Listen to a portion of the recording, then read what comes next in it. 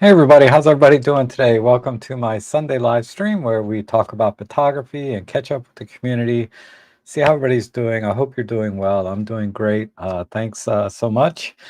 Um, so today I titled the video about the LX100 Mark II, the Panasonic Lumix LX100 Mark II, because a good friend of mine, David Tellett, let me borrow his for a couple of months, and I really fell in love with the camera, and I got gas for it really bad, particularly when the Leica Deluxe 8 was announced.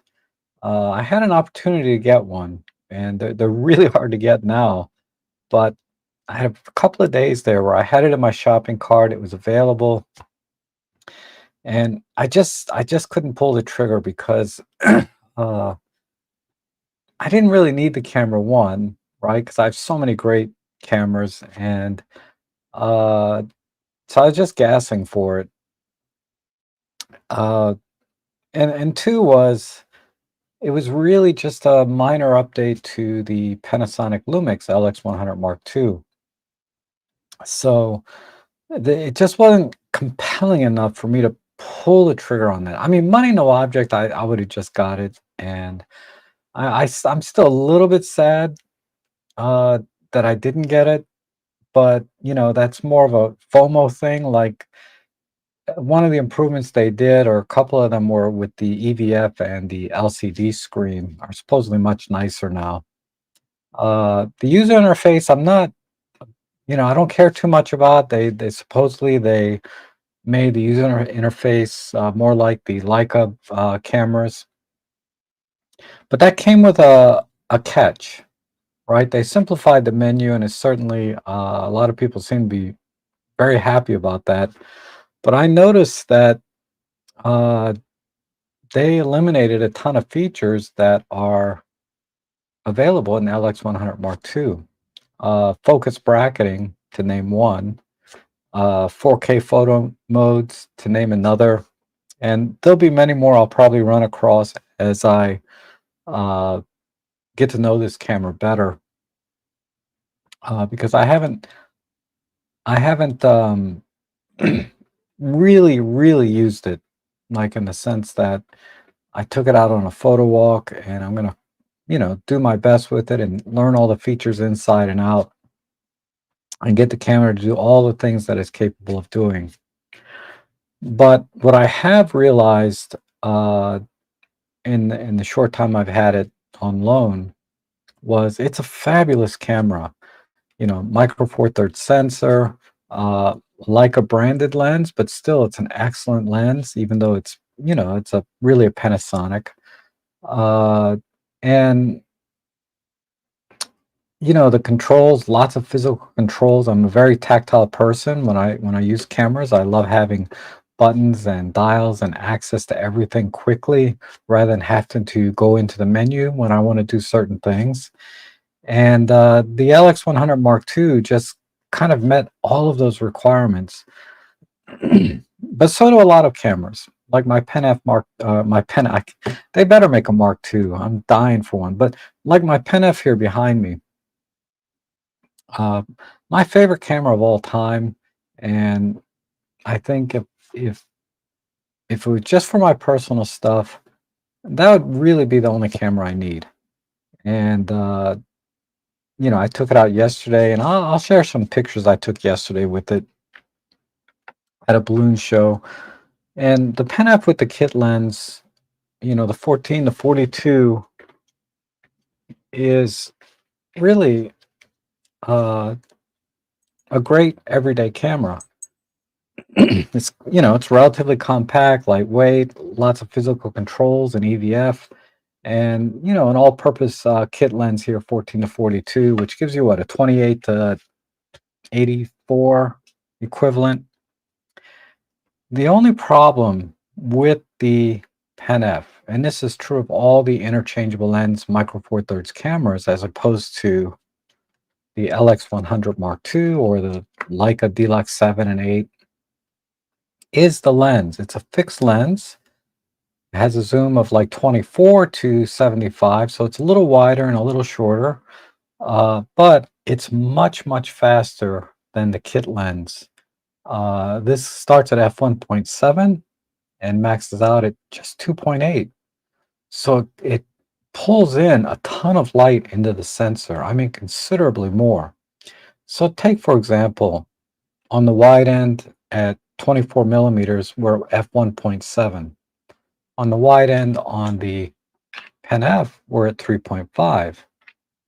And that works out to what? A full stop here, plus another 2/3, plus a half.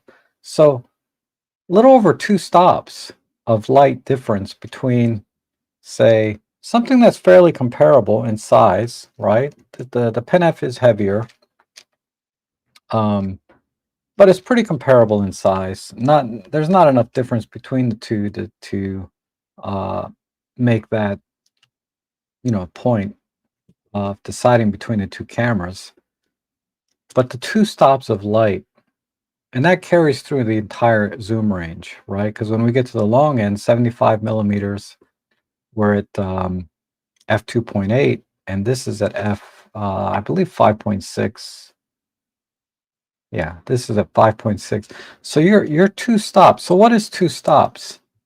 Uh, numerically it's not a big deal, right? But it's not the f scale, the aperture is not linear.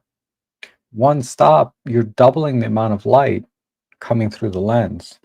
2 stops, you're getting 4 times as much light coming into the lens.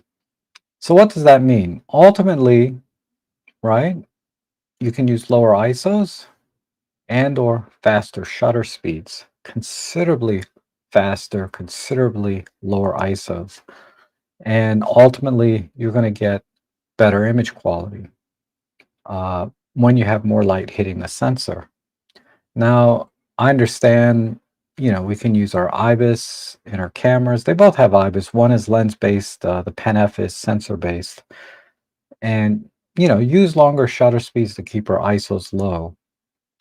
But for just general photography, when you're going out and shooting and you want to capture a moment, the 2 stops difference in light gathering ability of the lens gives you a ton more flexibility.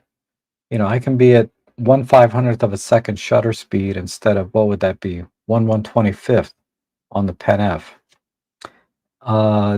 And that makes a big difference for street photography. If you want to freeze the motion of the people, walking around, if you're doing shots of people or if you're hand holding, shutter speed and having a proper shutter speed, I would say is really the most critical thing when it comes to getting sharp images from your camera. And that alone right there makes a huge difference between the two cameras. Now, of course, the argument is you can just always put on a fast prime, like a 17 1.8 or the 45 f1.8 or, any number of fast small primes, the 25 1.8, even the 25 1.4 is not too bad. But then you're limited to that focal length, right?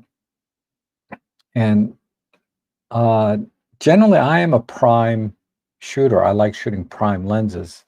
And I have no problem just taking the Pen-F with a couple of primes, Some cases they can just go in my pocket, but usually I just have a little sling or messenger bag, a small bag with me anyway. Uh, so in that sense, the Pen-F or like the EM5 Mark II, EM5 Mark III, these very small cameras that have interchangeable lenses uh, give you a ton of flexibility in the lenses, right? Because I can drop a 40 to 150 kit lens, the f4 to 5.6 onto it, and I have tremendous reach. I can go super wide, get say, like the 8mm fisheye lens or what have you, any number of lenses. It's a very mature system in the Micro Four Thirds. And there's also the pancake lenses, the 21.7 from Panasonic, the 14mm 2.5, the 17 2.8 from Olympus.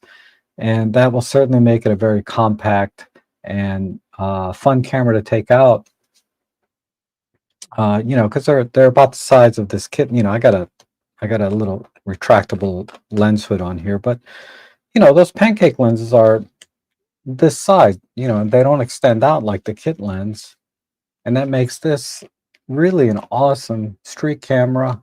Plenty of light gathering ability with the wide aperture primes, and of course all the tactile controls.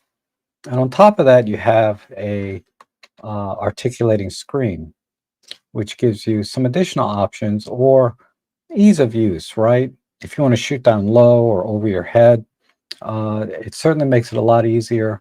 Even on a tripod, I like to flip the screen out and just point it up so I can look down at it a little more directly rather than having to kind of scrunch down. So all these things, something like this has a tremendous advantage, whether it's this camera or one of the EM5 Mark II, which is going for less than half the price of this Pen-F now, but gives you a very similar experience to the Pen-F in terms of, the image quality, the menu system, the tactile controls. Uh, it's just an SLR style rather than rangefinder. But the LX100 II, ultimately, it's a smaller camera with a fast lens built in and a very, very usable range between 24 and 75 millimeters. Uh, and same tactile controls, and I got my leather grip for it, my half case, and the auto closing or auto lens cap they call it. The biggest complaint that I found, and it's a legitimate complaint about this camera, is with specifically the EVF. Uh, Personally, I don't have any issue with it. I find the EVF, very bright and vibrant and accurate, as much as EVFs and LCDs are accurate. They're not really that accurate, regardless of brand.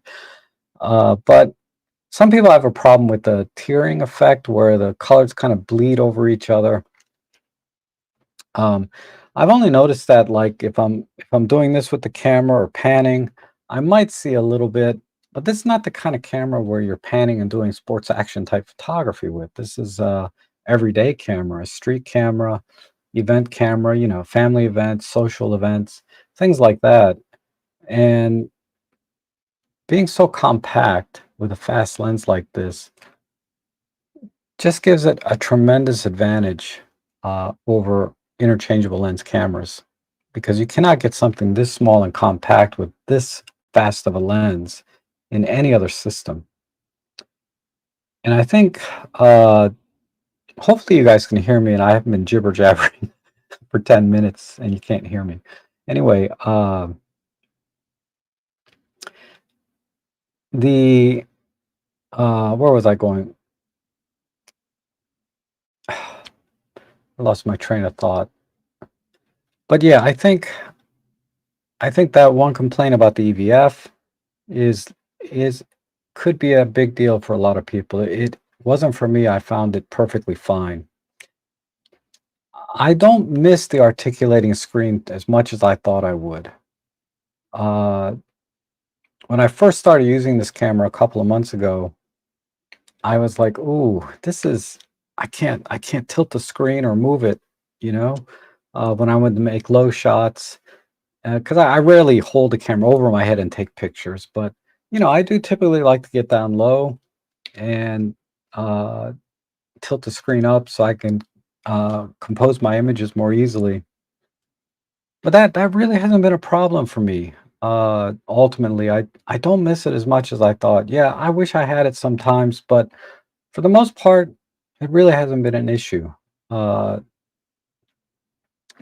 so yeah, this is, and I know it's 6 years old, and it has 6-year-old technology with the contrast detect autofocus, the JPEG engine, the color science. Everything is a bit dated, and you can see that in the images. When it comes to the color science, I'm still struggling a bit with the colors. I'm not sure what it is. I've seen amazing straight out of camera images from this camera from other people, and I was just blown away by the color.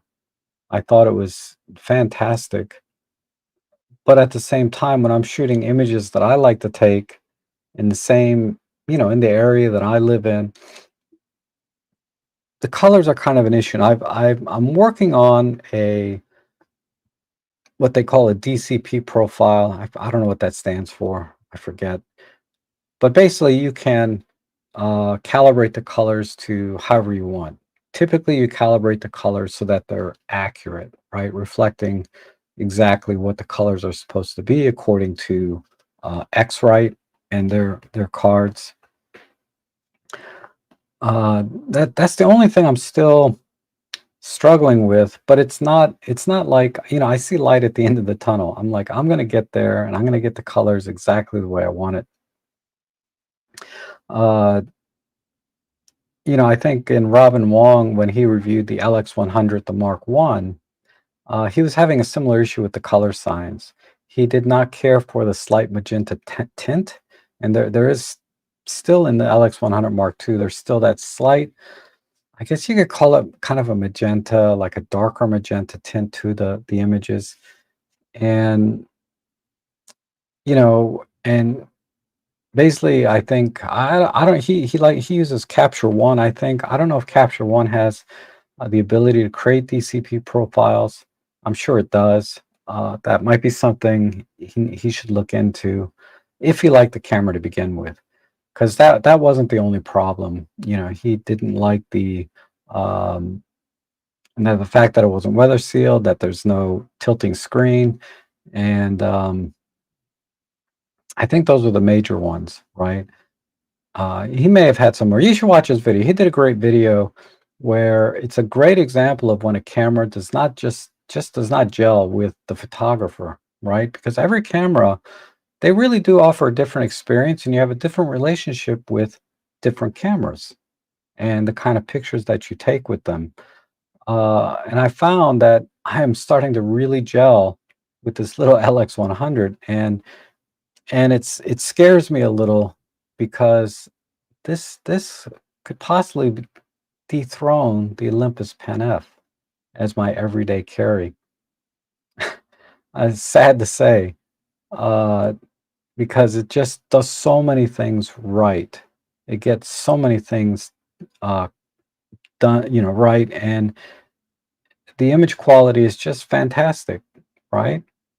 Aside from the color signs, which I'm almost there. I'm very close, and I'll try and do some videos on that uh, because there's really an easy way to get accurate colors out of your camera if you use DxO Photo Lab, or if you know how to create DCP profiles for whatever photo editor you're using. I know Lightroom has that ability, but certainly Photo Lab makes it very, very easy. Okay, so let me get to the chat. I've been talking for a while and see what the feedback is so far, um, because I do want to get your feedback, because I know not everyone is going to want this camera. Because the other big problem is the freaking pricing on these cameras. This is a 6-year-old camera. This should be selling for a half to a third what it costs brand new. Now, if we throw inflation into the mix, okay, maybe half as much as it did when it was brand new. But I paid like $800, then taxes and shipping, it came out to like 850 bucks. This camera brand new 6 years ago with taxes 1,060. So it's almost exactly only a $200 difference, or about a 20% difference or drop in price. Uh, you factor in inflation, maybe a 30% price. I bought this at about 65 to 70% of its original value. That's too much. That's just too much for something like this. Uh, but I still think it's worth it, because to date, 6 years later, there is no other camera like this. There just isn't anything that you can get into something this small compact and deliver this kind of image quality with all of the tactile controls and features, like I mentioned, focus bracketing, that's key. There just isn't anything like this. I know the X106 that came out from Fuji, but it's fixed lens. And it's substantially larger than this and my Pen-F, as a matter of fact. Not so much so that it's a big deal, but it is a bigger camera. Uh, but there's always compromises. You get weather sealing with the X100. You don't get that with this. Um, More megapixels, larger sensor, all that good stuff. And I think even I would argue pretty decent lens. I haven't shot with it, so I'm not going to speak too much to the quality of the lens. But from what I've seen online, other people seem to really like that lens, that camera, the JPEG engine for the film simulations that they have.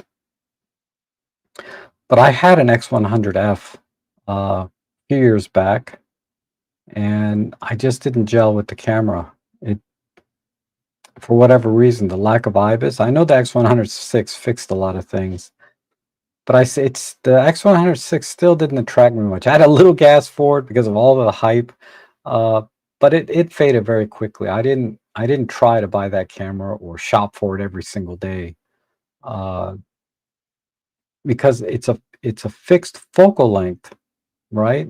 Whatever that focal length is, 28 or 35, whatever that fixed length is, uh, that that makes it very, very, that was a deal breaker for me, at least for the X100. Okay, so I see Roger's here. Good to see you, Roger. And Roger and I have been corresponding on email.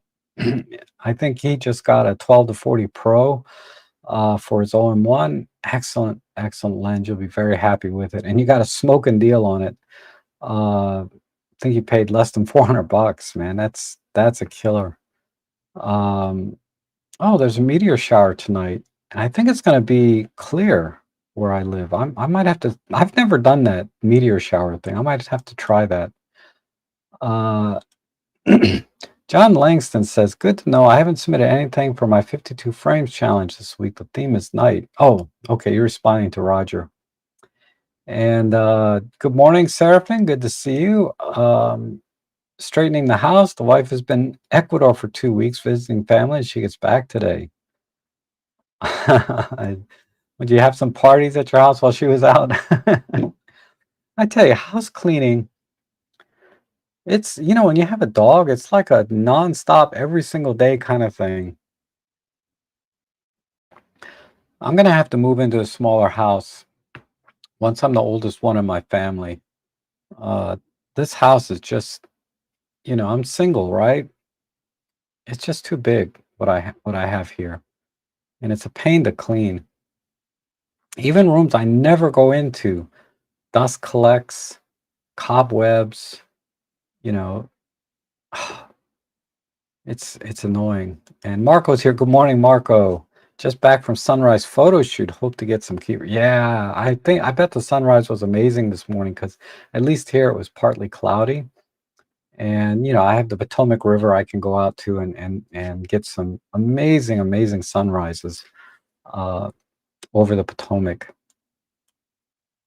Jeff Painter, good to see you. Good to see you. And I hope a lot of you, I hope you got a chance to watch the stream I did just last night with uh, Grant Robert Davies, who is primarily a Lumix shooter, but there was a great conversation there, a little bit on gear, but also on photography. I thought that was very insightful, and we did disagree on some things, but in a positive way. So check that out, and check out his channel too if you're into particularly the I think it's G9 or GX9, I think, camera.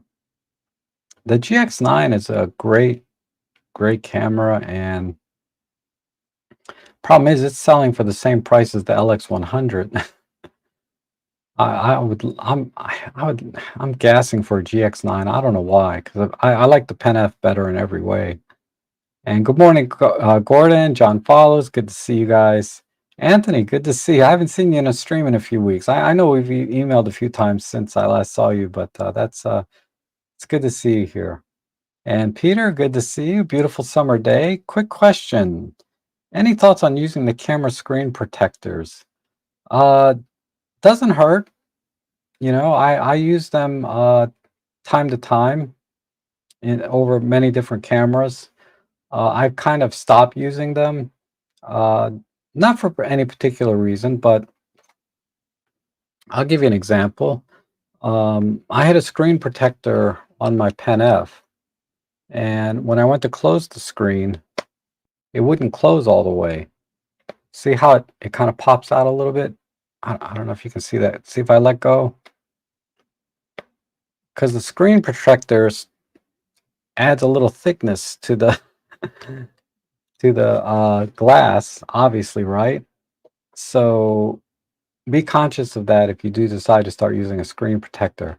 Now, screen protectors on the back of, say, camera like this, or the cameras that tilt like the EM10 Mark II, I don't see any problems with it.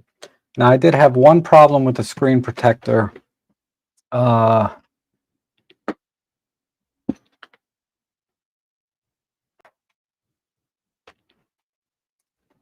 On my TG5, another great kind of everyday camera.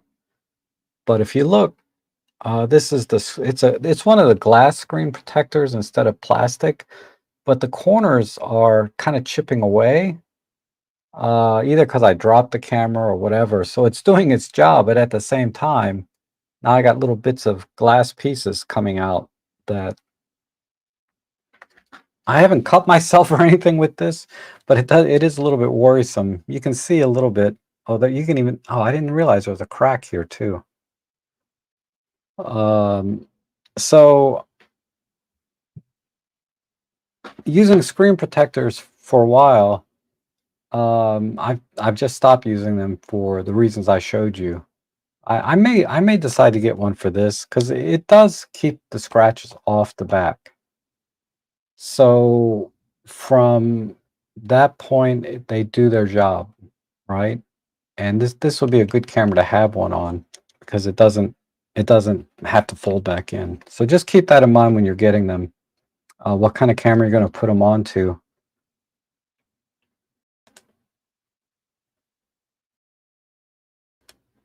And then if you haven't already, please take another poll seeing how many I assume Micro Four Third users want to see all new Pen-F 2 and a new sensor and image processor that OM1. Yeah, I can put a poll up. I mean, I think it's pretty clear that everybody wants a Pen-F 2. And I'm very confused why Panasonic. I understand OM Systems not going there. Because they are very focused on wildlife adventure. And these are more like everyday street cameras, right? And they're a relatively small camera company now. They always have been, but now they are, as a matter of fact, right? Because before they were just a small part of the Olympus Corporation. Now they're just on their own and they're a small camera company. So I can see them, making more safe choices, or what they perceive to be safe choices in introducing new cameras. But Panasonic doesn't have that problem. I guess their recent financial report was good. Cameras are doing well. And the camera market overall has stabilized, I think, from the data that I've seen, that I think when you have some predictability in the camera market as a whole, companies can start doing uh, taking on more projects or more risk because the risk of the camera market has flattened, meaning now all things being equal, you can eliminate that from the equation and concentrate on risk assessment on new products. When you have a declining camera market, That's a huge risk to introduce something. It piles on to the risk of introducing a new camera, but I think that risk is pretty much tempered. And Panasonic did release the S9, which is, relatively compact, full frame camera. But the challenge is they need more compact lenses to go with it. And if they start cranking out compact lenses and maybe a S9 Mark II or something, uh, they might have something there. They need an EVF for photographers to take that camera seriously. Uh, the market that camera is for, maybe it's doing well. It's not an area that it's ironic. I'm a content creator, so to speak, but it's not a camera that interests me at all because 99% of the time I'm a photographer and, creating content, is way, way, way, way down on the list for me. Um, but yeah, I don't understand it when you see the Deluxe 8 that just got released, sold out everywhere. The X100V, sold out everywhere, even though they upped production supposedly. And the prices on the used market for similar cameras that all point to very, very strong demand for this type of camera. Uh, I get it on the used market, there's limited supply, so that's going to drive up the price plus inflation.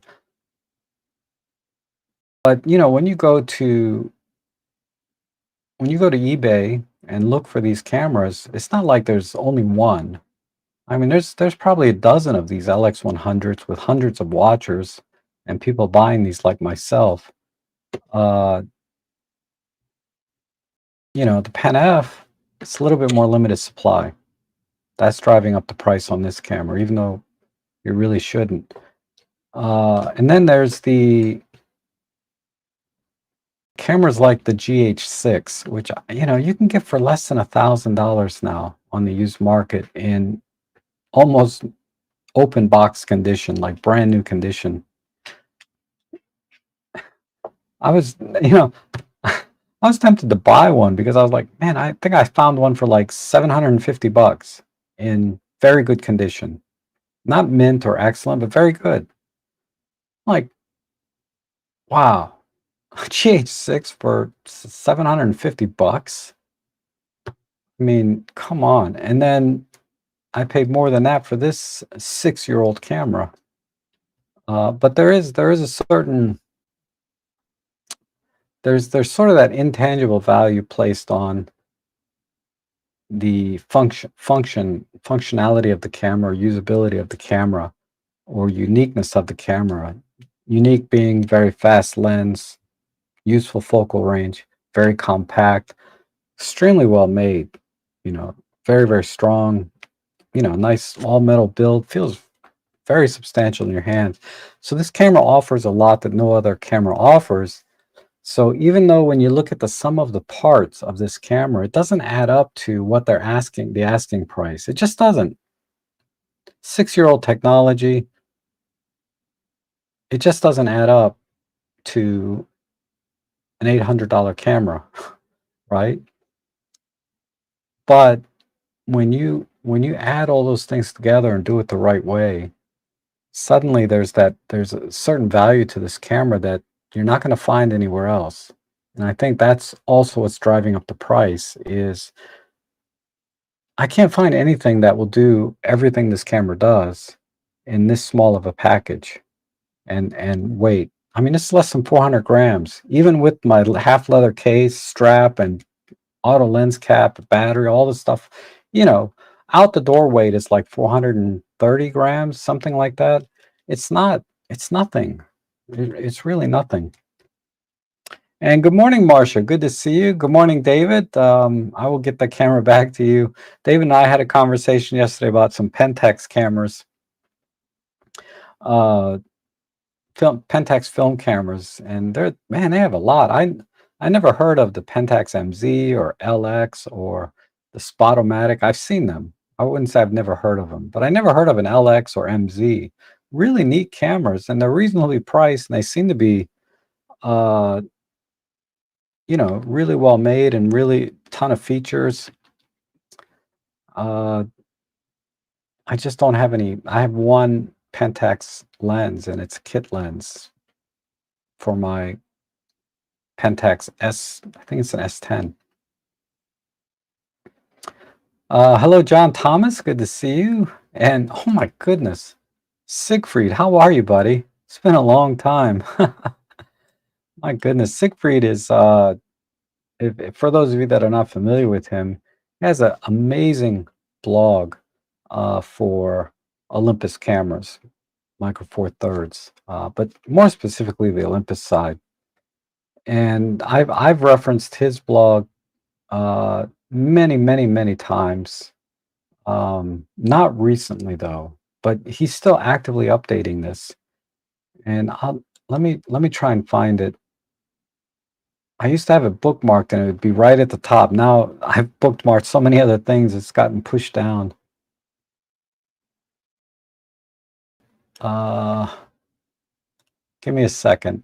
I'm going to spend 1 minute to find this because it's worth it.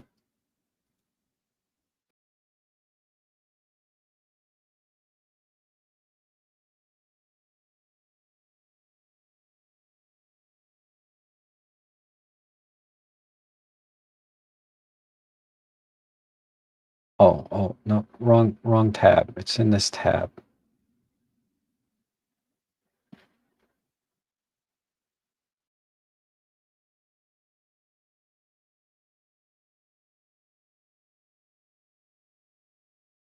I think what I might have to do is put a link to your blog after the stream is done and put it in the description of this video. Unless Marco, you have it. So I'm sure Marco's been there.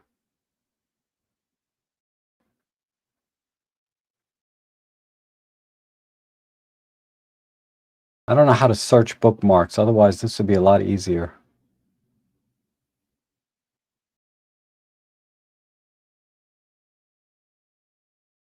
Wow. Can't be this far down. I used to have it right at the top, so it should be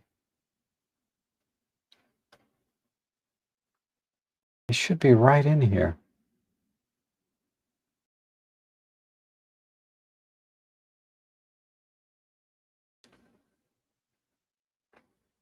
Oh, I'm sorry, Siegfried. Can you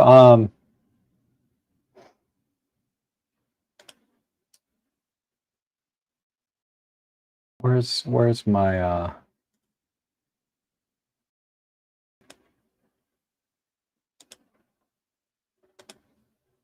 okay, I got it.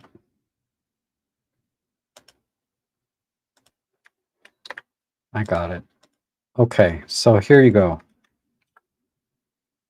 I can't recommend that blog for Olympus cameras highly enough, basically. It's pretty awesome. Okay, let's see, where else are we? Clint Johnson, Zoltan, good to see you guys. Roberto. Roberto, I'm sorry for laughing. I was doing some searching the other day on my name to see how many people associate my real name and my, online persona. And not many people know my real name. It's not a big secret. I'm sure many of you know it, but Rob Trek is just my online persona. Let's see. And if you look at my Flickr page, every now and then you'll see my real name somewhere in the footnotes or in the exif data. You'll see it in the exif data actually. That's the easiest way if you want to know. Maybe you don't even care. Who cares, right? Let's see. But I googled something and it said Rob Trek's real name This is why I'm laughing. It said Rob Trek's real name is Robert D. Donato. So somebody on Google thinks that you're Rob Trek. Just a funny thing I found.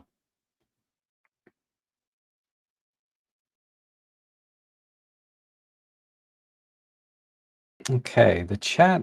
I don't know how Robin does the chat sequentially, one after another. I am struggling, and I'm sorry. I'm sorry about the small fine print over here.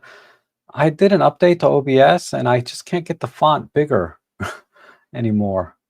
I tried a few times, and I'll have to work on it again, but I couldn't get it because there's I use CSS code. I used to be a programmer,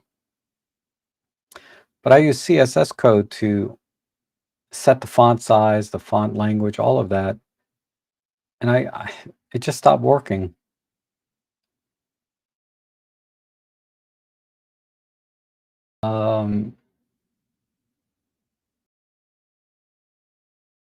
Okay, here we are.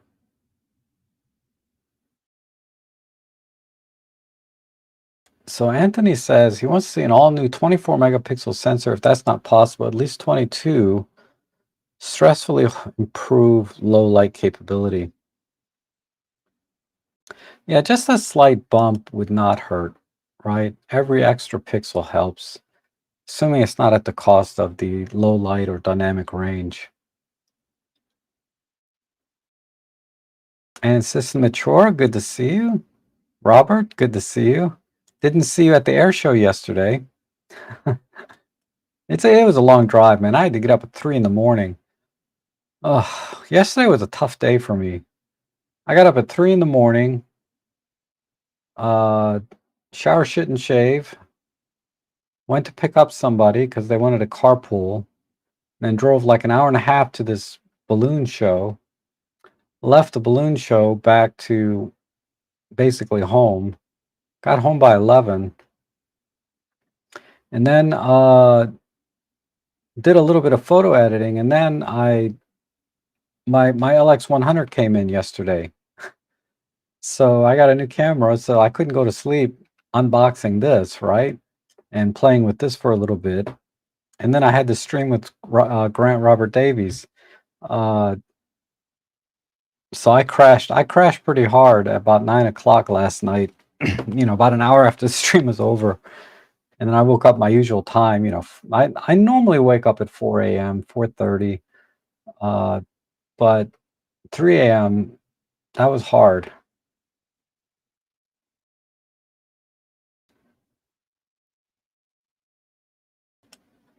So my wife will never get rid of the Pen-F, even though I bought her an OM5. Wow. Wow, because OM5 is better in every way. One of the things I took the Pen-F, I'll share some pictures after I catch up here in the chat and talk about the Pen-F more. The RX107, great AF, great videos, some great photos, a big zoom. Not great ergonomic, but fits in your pocket, all that. And I still seem to also want to get the LX100 2 faster lens. Yes, you could get the RX100 V, and they have also an RX100 VA, right? Which has a couple of more autofocus options. So I think the VA is generally more desirable, but the RX100V, the Mark V, has a very fast lens, normal 24 to 70 or something, f1.8 Zeiss lens. Image quality, it's excellent. EVF, yeah, it's a tiny camera that you can put in literally your shirt pocket. This is like coat pocket eligible, but the RX100 is one of the few cameras. Problem is they're asking like a fortune for them. But I did look at those very hard, and ultimately I decided the image quality from the LX100 is better than the RX100. It's not that important. It's not like night and day difference in our everyday photography. But there is a difference, and if I'm going to spend $800, give or take, whatever, I just want a more tactile experience because, yeah, the RX100 doesn't have the same tactile experience as the LX100 in terms of controls and buttons and dials and all of that stuff. But autofocus, definitely better, right? And that's really it, in my opinion. Everything else, the LX100 beats it. Uh, Another good option is the ZV-1. The original one, not the F or the new one that came out, but the ZV-1 has the same lens as the RX100, more or less. It's very compact. The only thing it lacks is EVF, but it's about the same size. And you can get those for 400 bucks all day long. And you're getting a modern camera with modern autofocus, modern color science, modern menus, all of that stuff, right? That the LX100 doesn't offer, but I just decided that I don't think I would gel with that camera because honestly, I'd rather take out my TG5, right? I think the RX100 is weather sealed too, if I'm not mistaken. This TG5 is actually a great little pocketable camera. If you want to go from say this to me is the next best option if you want to go even smaller. Emily over at Micro Four Nerds just did a great video on the TG7, and I think she explained it, articulated best what makes this series of cameras from Olympus, now OM Systems, a great travel camera. It takes great images, and it's not as sharp as um, anything else really in Micro Four Thirds, right? But you can still get, DxO really is the great equalizer. It really takes this camera to the next level in terms of image quality, as it does with all the cameras. Um,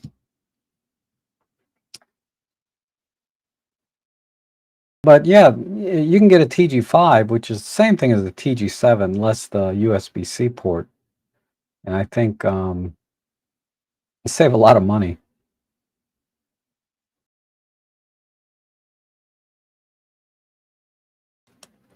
And John Steiner says, I missed the live stream last night with Grant. Too bad. He has some great JPEG recipes. Yes, we talked about that a little bit. And I think that would work well for the Lumix. I didn't even think of that. I've had Lumix cameras before, but I never used them to any extent. So now that I have this camera, I probably will dive into it a bit more. Probably be the first viral video I ever make is about a camera that I never even thought about buying until, recently. And OM System has to release a Pen-F. I know, right? I mean, it doesn't have to be OM Systems. I would be happy if Panasonic released something, or Sony, or Nikon. Nikon has the ZFC. The ZFC is pretty compact camera, but just didn't have the build quality of, say, the ZF. Now, the ZF has a build quality, but now we're talking full frame, full size camera, basically. I mean, it's smaller than, say, their other cameras, but it's still a pretty hefty camera. I found one of those for 1,200 bucks used, like in mint condition. I was really tempted to get it. Then I'm like, am I really going to use it though?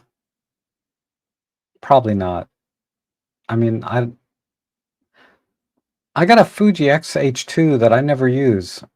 I mean, I've had it almost a year now. I think I got it September, October of last year. Flushed out all the lenses for it. And it's, I want to take it out. I want to.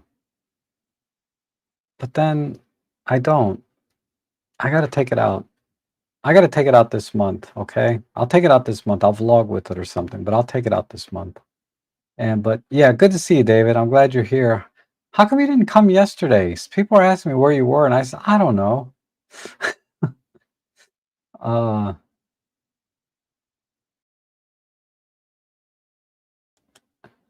and then Peter says, my problem is exactly that. It's too thick to close all the way.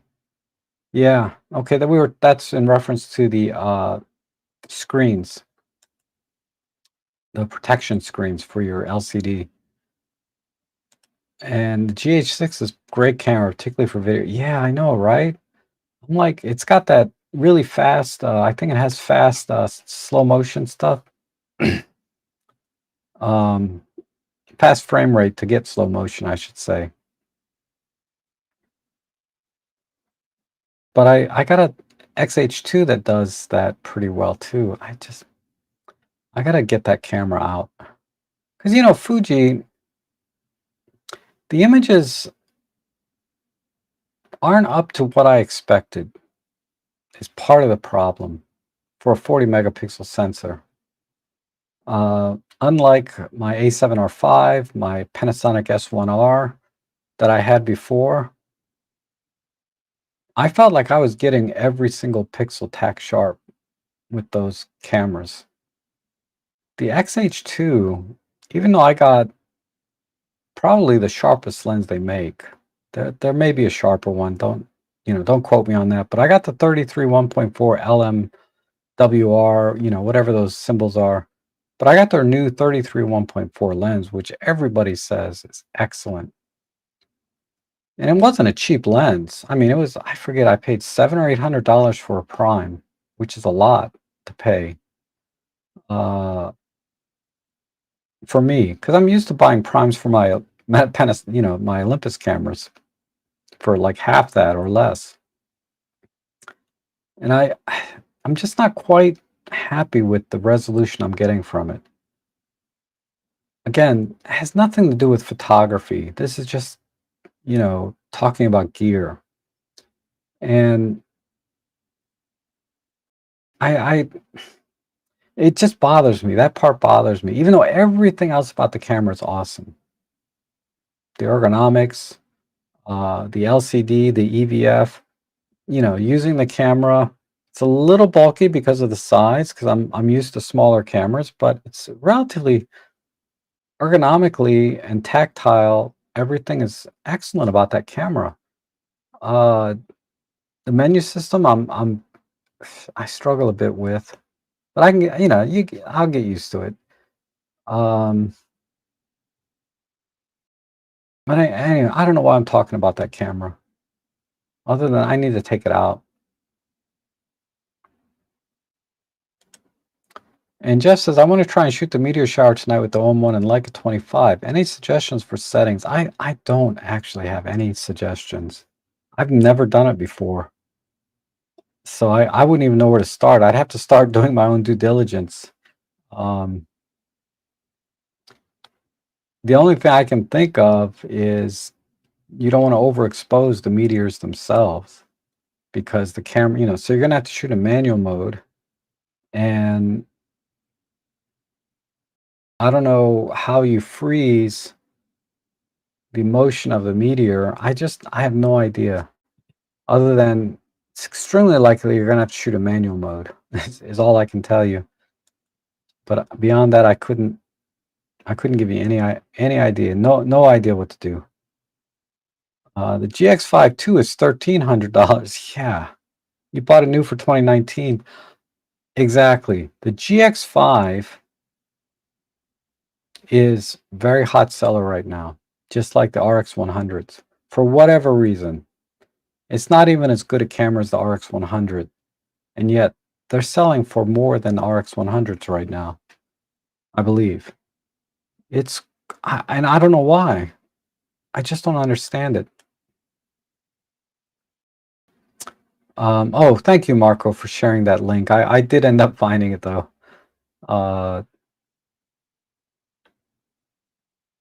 And shooting and post-editing on Topaz Video, I basically slow motion from approximately 960 frames down to 25. Wow. Are you saying the GH6 does 960 frames? Or do you have a different camera?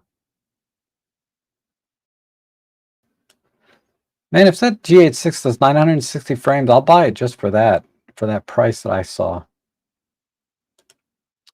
The LX100 Mark II used for sale here in Denmark, and the price is about the same as the new price. Yeah, I know. They're just selling for basically what they were new.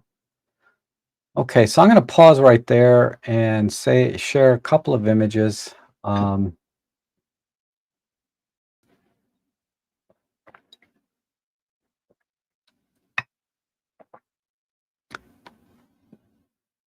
if I can find them. I'll just open up my Flickr page.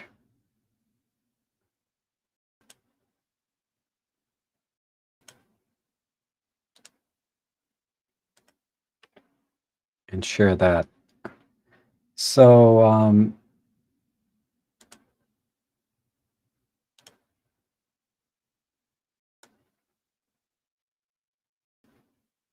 so I went to the air show. This one of the members, friend of mine in the photo club. We took a balloon up together. Yeah, really nice lady. This is the Boeing Stearman. It's basically a training plane from World War II, I believe, or maybe World War I. But it's used a lot in air shows to take people out because it has two cockpits, right? Because that's how they train pilots. But uh, you know, very sturdy plane. It's amazing, given the age of this plane, you know, that it's still in use. This is when I was actually in the air balloon, and he was firing the burners to lift the air, you know, lift that balloon into the air. Man, those things were much louder than I expected. They were loud. Um, let me go back. Oh wait. So down here in the EXIF data, you'll see it's the Olympus Pen-F and the 75 to 300 and all the various settings. I was shooting mostly in manual mode yesterday because I was trying to control the shutter speed for the propeller motion. And I was experimenting with different shutter speeds. I mean, I know in practice, your shutter speed should be like 1/60th, 1/125th, you know, relative to how fast are the blades actually turning to get that spinning blade effect.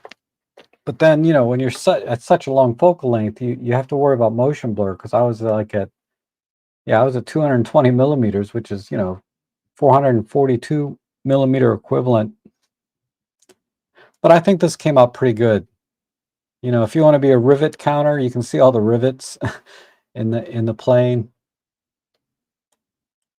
But that was a good picture. And the burners, another plane here. This is the 75 to 300 with the Pen-F. And this image is a little soft. DxO did a good job cleaning it up. And,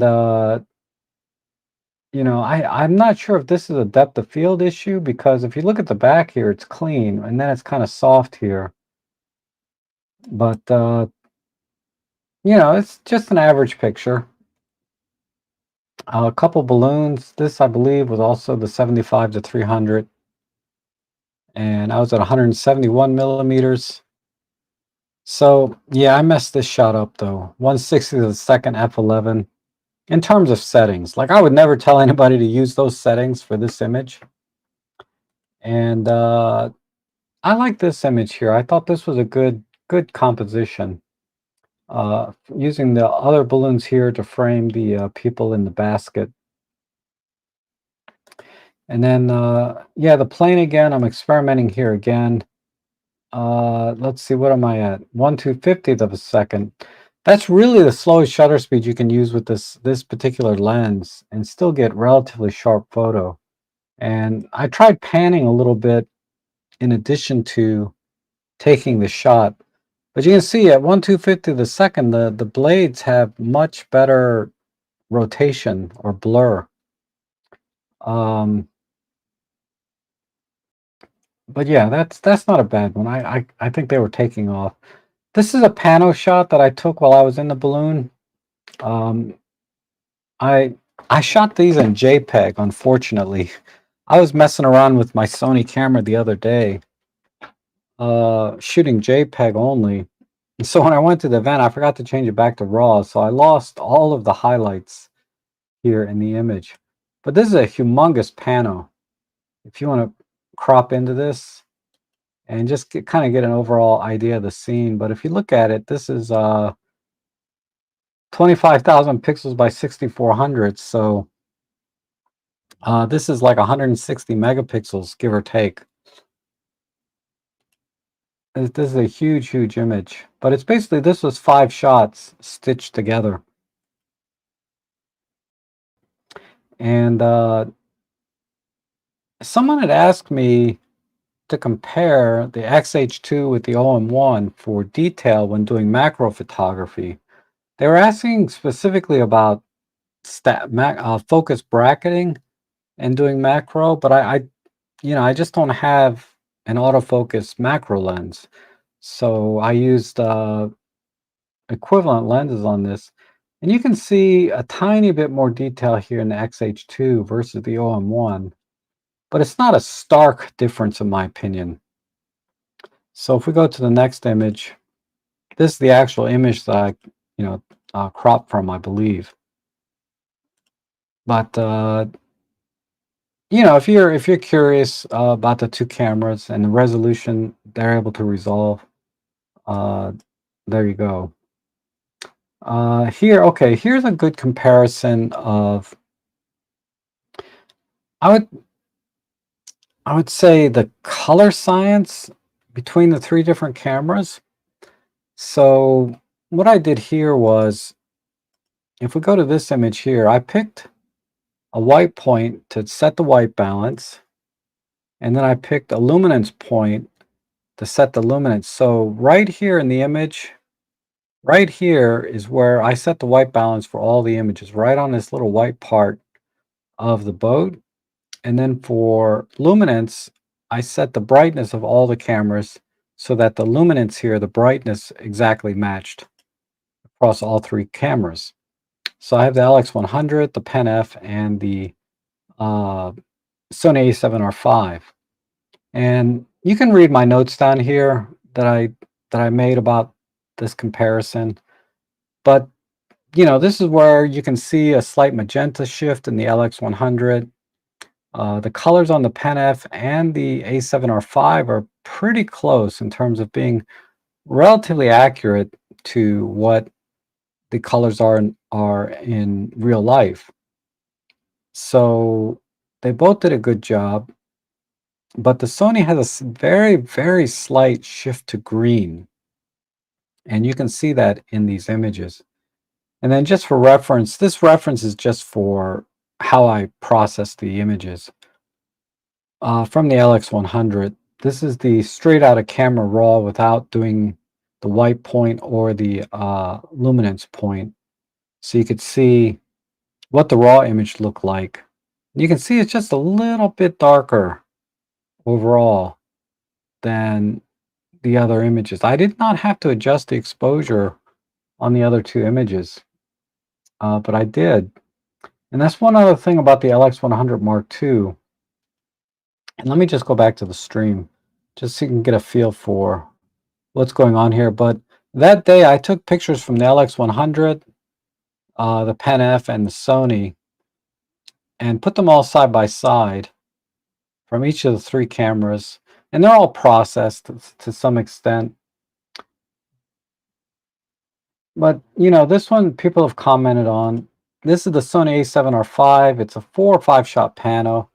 And you can kind of punch in and see the details here that you're getting from a 60 megapixel sensor. And then if you go to the Pen-F, you can punch in and just do a comparison. And ultimately, basically, you can decide whether or not 60 megapixels will make a difference in your photography or not. What I'm finding is it really is not making any difference in the photography that I'm doing. And it's actually a burden in terms of how much hard disk space it's taking and processing time. 60 megapixels is a bit of a burden. So I am considering getting rid of my A7R5 and maybe just getting like an A7 III or an A7 IV instead. Something with their 24 or 33 megapixel. I probably won't, because then I'll be like, oh, I really like that 60 megapixels. But in practice, I think 33 megapixels or even 24 is more than enough. Certainly 20 megapixels from my Pen-F and OM1 has been more than enough for everything that I do. And the fact that the LX100 is 17 megapixels, I can't see any difference side by side with my Olympus. And this is where I think Anthony and I uh, are not have very different outlooks on the next sensor from OM System. Anthony is pretty adamant and has repeatedly said he wants more megapixels, 24 megapixels. It's a common number. Why not 30, right? But let's say 24, 25, like the Panasonic has. And I don't think he thinks it'll make a difference in his photography, but he wants it to be more megapixels so that OM Systems can check a box and say we have 24, 25 megapixels, right? And we're improving our sensors. So it's more of a marketing reason, I think. And you can correct me if I'm wrong, Anthony, but I think it's more of a marketing reason. He wants to see more megapixels more so than a uh, practical reason, for in terms of photography. Okay, the Olympus Air FT. What does FTW mean? I have an Olympus Air, actually. Never used it, but I do have one. I even got the app to work for it, and I played with it for a few days after I bought it. Then it's been sitting right in that dry box for a couple of years now.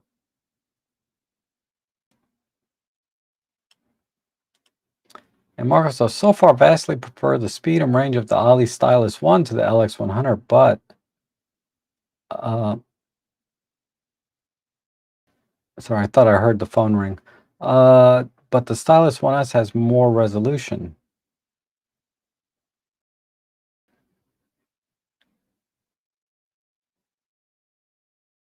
I have the Stylus 1S here. I can tell you the Stylus 1S is an amazing camera, but I'm not gelling with it. Let me find.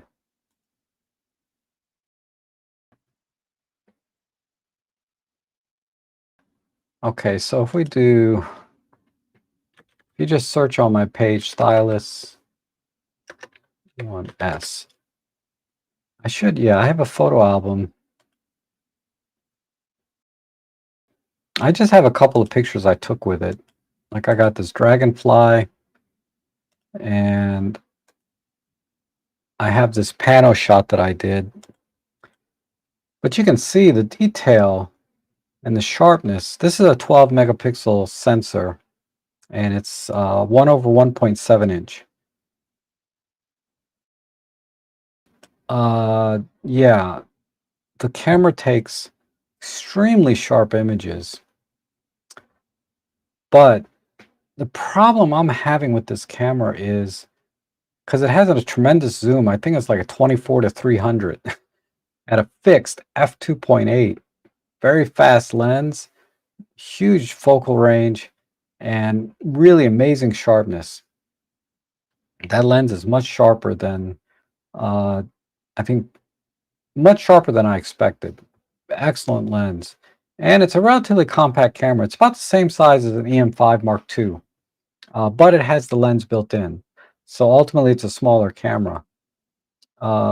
Menu system is very familiar. Okay, it's your standard Olympus menu.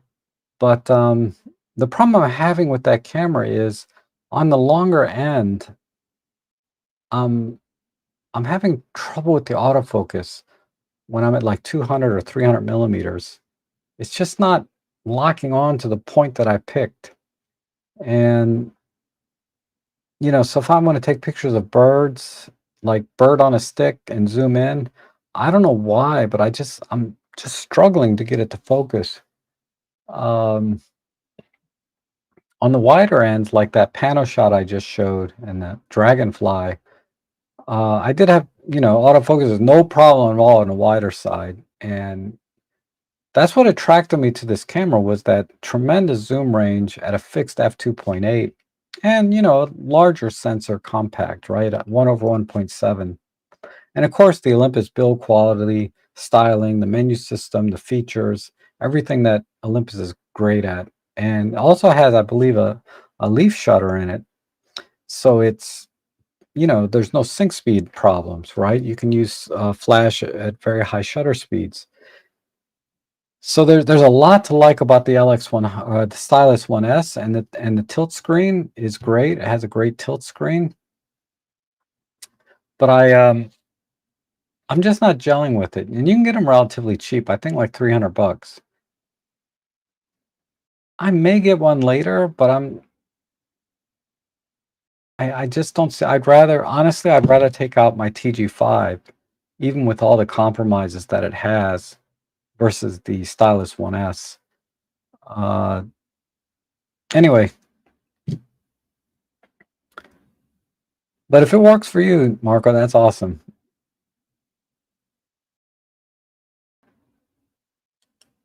But you vastly prefer it. That's interesting. I can see the range being a big, a big draw to that camera, but speed I'm struggling with. Maybe I have to shoot with it a little bit more. But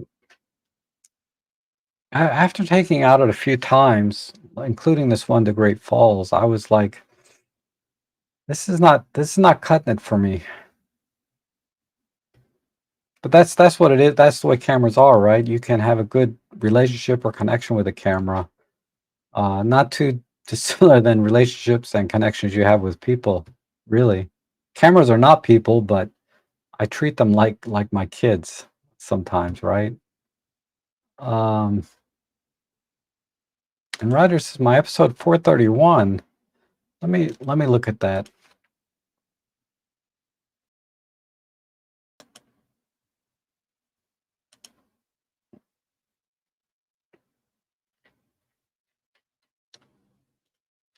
431.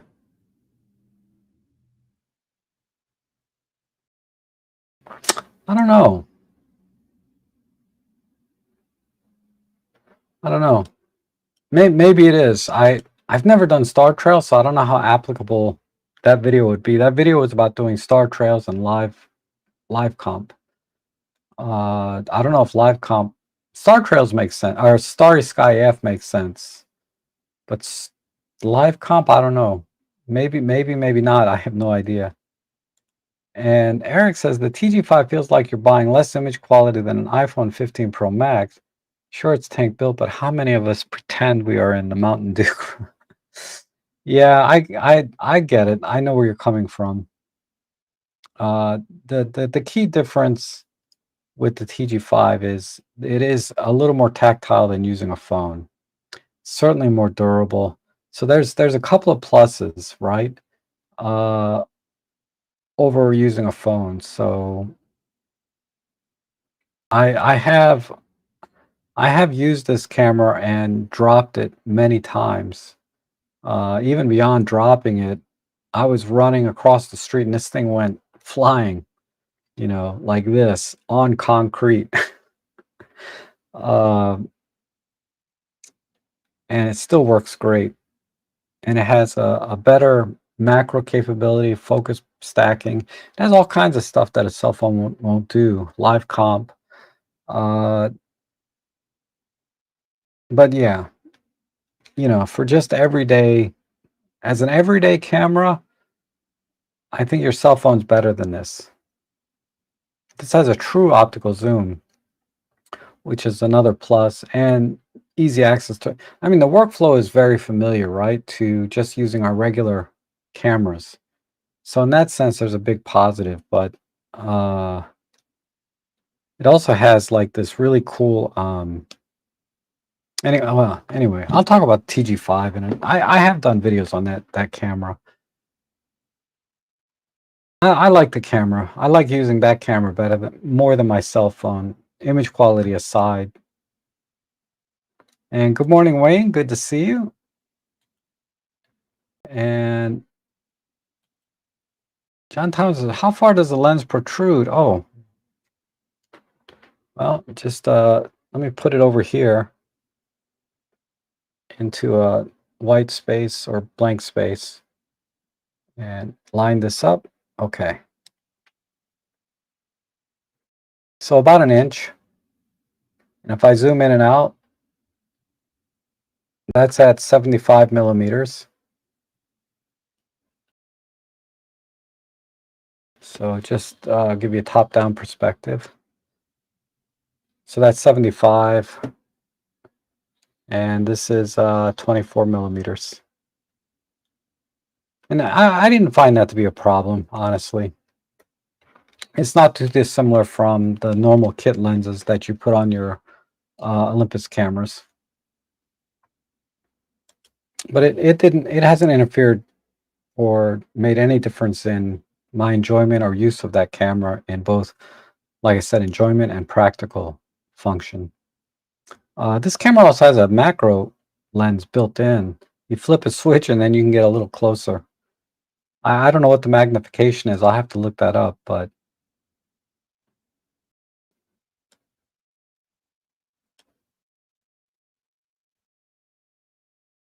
so one of the best deals out there is the G9. Great camera, good AF for photos, and okay for video. I just find I don't use mine often, bit too big. Folks like Marlene Helma used it for amazing work. Yeah. I wanted a G9 Mark II for a few years, but I never pulled the trigger on it. And now my desire for that camera is completely gone because of the size. And I have an OM1, which what drew me to the G9 was that top plate LCD. But now that particular feature has been cured with my XH2. And it also was cured a little bit by the Panasonic S1R. So if I go back to Panasonic, I mean, the LX100, I guess I'm back with Panasonic to some extent. But I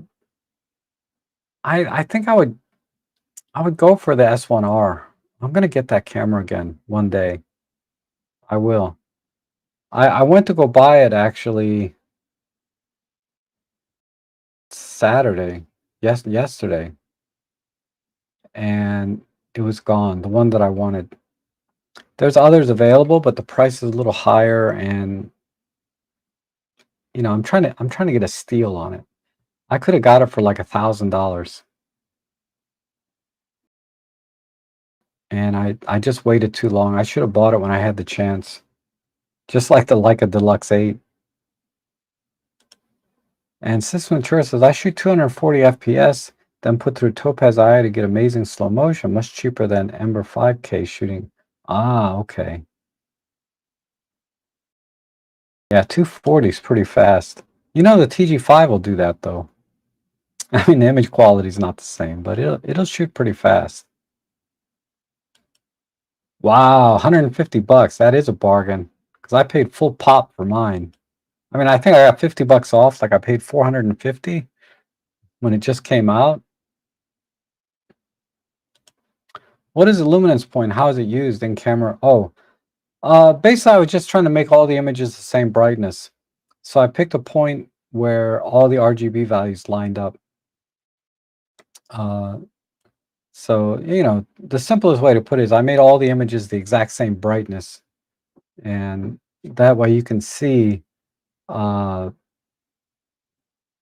know, you get a better representation of the tone curve that the camera uses. Even in raw images are also processed in camera, but you can get a feel for the tone curve and the true colors of the camera. It's not going to be influenced by the luminance because take for example the color yellow. You know, if you have a very high brightness on the image, you're going to have a very high, very bright yellow color, and it's going to start to fade at some point to where it's completely white. But as you bring the luminance down or the brightness of the image down, that yellow starts to look brown. Even though there's no red or any other colors mixing into that, the darker you make an image, yellows start to turn brown, and then you get this perceived kind of redness in the image. So it's important to, when you're doing comparisons, use all the same settings and all the cameras, of course, but make sure that the luminance is the same. Because one thing I noticed with the LX100 Mark II is when I use the same exact settings between the Pen-F and the Lumix with the 14 to 42 kit lens on the Pen-F, the Lumix is about a stop darker. The images are darker on the Lumix. Uh,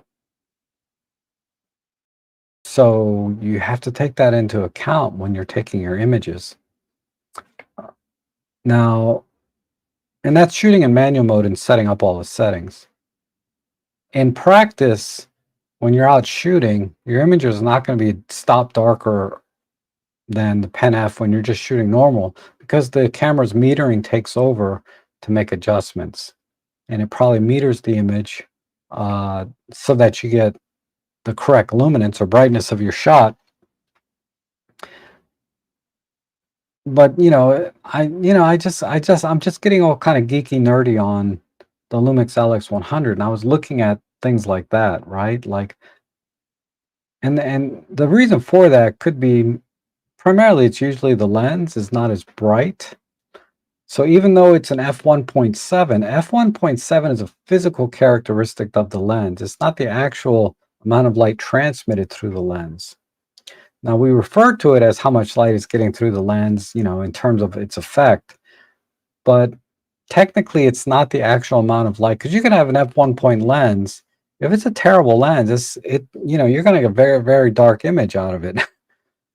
um, so some lenses, even though they're the same aperture value, some lenses are a little brighter than darker than others. So they have this other metric called t-stops rather than f-stops.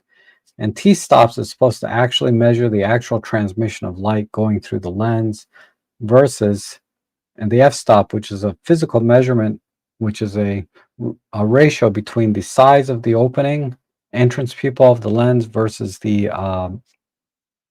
focal length of the lens. So it's hard to explain these things without like having diagrams and stuff, but hopefully that makes sense. Learning the S1R, lower ISO the better. Use a 7300 telephoto macro for flowers. Want to learn 6K, 4K photo process and see if I can maybe get nice bird stills from it. Really enjoy the discussions. Okay, so I did some video with the S1R, and it's very limited compared to their other Panasonic cameras. So in that sense, it's more like Olympus, where the settings, like I don't think it has a log profile. Maybe it does, but I did notice that the video on the S1R was very limited compared to, say, the S1H, which they have. That said, it produced beautiful video. I love the output of that camera. I love the lenses in the L-mount system for that camera. I don't love the lenses on the S9 because they're too big for the S9, but I do love the lenses on the S1R. Even the S5, the lenses are perfectly fine. But definitely on the S1R, that is a camera system that is a bargain. It's selling for about a third of the price that it was brand new. Completely logical, completely normal. Cameras should be about a third what they cost brand new, especially after a few years. The output of that S1R is the most gorgeous I've ever seen. It had the same kind of magenta shift a little bit, but it had other qualities in the image that offset that, where that slight magenta or warming of the image was just beautiful. I don't know what they did in that camera to make it God, I'm just gasping for that camera now so bad. But I just love the output. You're very lucky to have that camera. It's an amazing, amazing camera. I know it's a big, heavy tank, and that's why I got rid of it. But I've been missing it every single day. The only thing that stopped me from getting it right now is I'd have to buy all the lenses again, because I had a few lenses for it too. that 50mm 1.8, their 1.8 primes are awesome on that camera. Well, anyway, I've talked a lot about the L mount system. I get it, the autofocus on the older, the contrast ones, the new Phase Tech ones are probably fine, but yeah, the autofocus wasn't great. The camera's very slow. It's not a sports action camera, but for doing landscape and product photography, street photography, uh, for just general static type shots, I was just floored by the output from that camera and all the features that it had. And hello, Chandra Sekar. Greetings from Singapore. Good to see you. Thanks for coming in today. And why difficult to get the OM5 camera original battery? Ordered one today. Seems 3-year-old BLS battery, older than the current one, which came. Yeah, that's happened to me. I've ordered OEM batteries and they're older than the one that came with the camera. They seem to work fine. So I guess they have a ton of stock and they're just doing first in, first out in terms of inventory. Inventory management, man, is a whole other conversation, right? Oh wait, there was one here. That Sony camera you have is a problem with rolling shutter when you pan following bird in flight. I have a friend who is showing, yeah, the rolling shutter. Yeah, I use mechanical shutter on that camera a lot. Definitely, rolling shutter is a big problem, and banding. Let me tell you, if you're in any kind of artificial light or LED lighting, banding is a big problem too. So mechanical shutter most of the time with that camera. Okay, Rob, I have the ECG5 grip that will give to one of your watchers if they will donate $20 to the Salvation Army and give it to them the first come to someone who emails me. Oh, okay, so I don't know your email address, but you have a YouTube channel, so I believe, let me double check.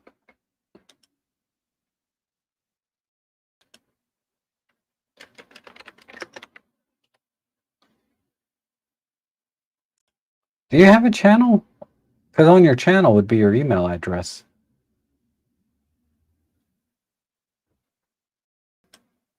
If you email me right now, rob@robtrek.com, your email address for this offer, I'll share it during the stream. So just email me now and let me know. And thank you. Appreciate that for our viewers, right? It's always good to get basically free stuff, right?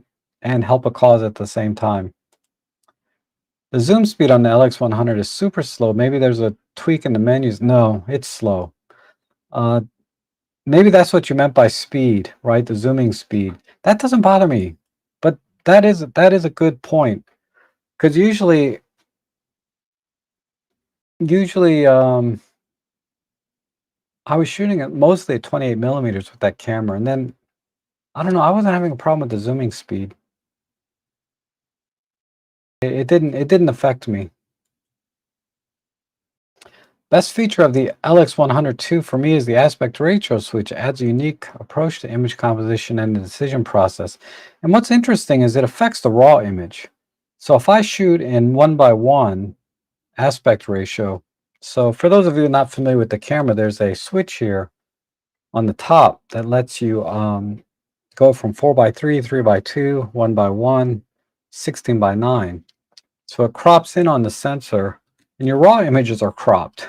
Unlike, say, my Pen-F, I can choose a ratio, but then I always have the raw image that has the full 20 megapixels. But I can,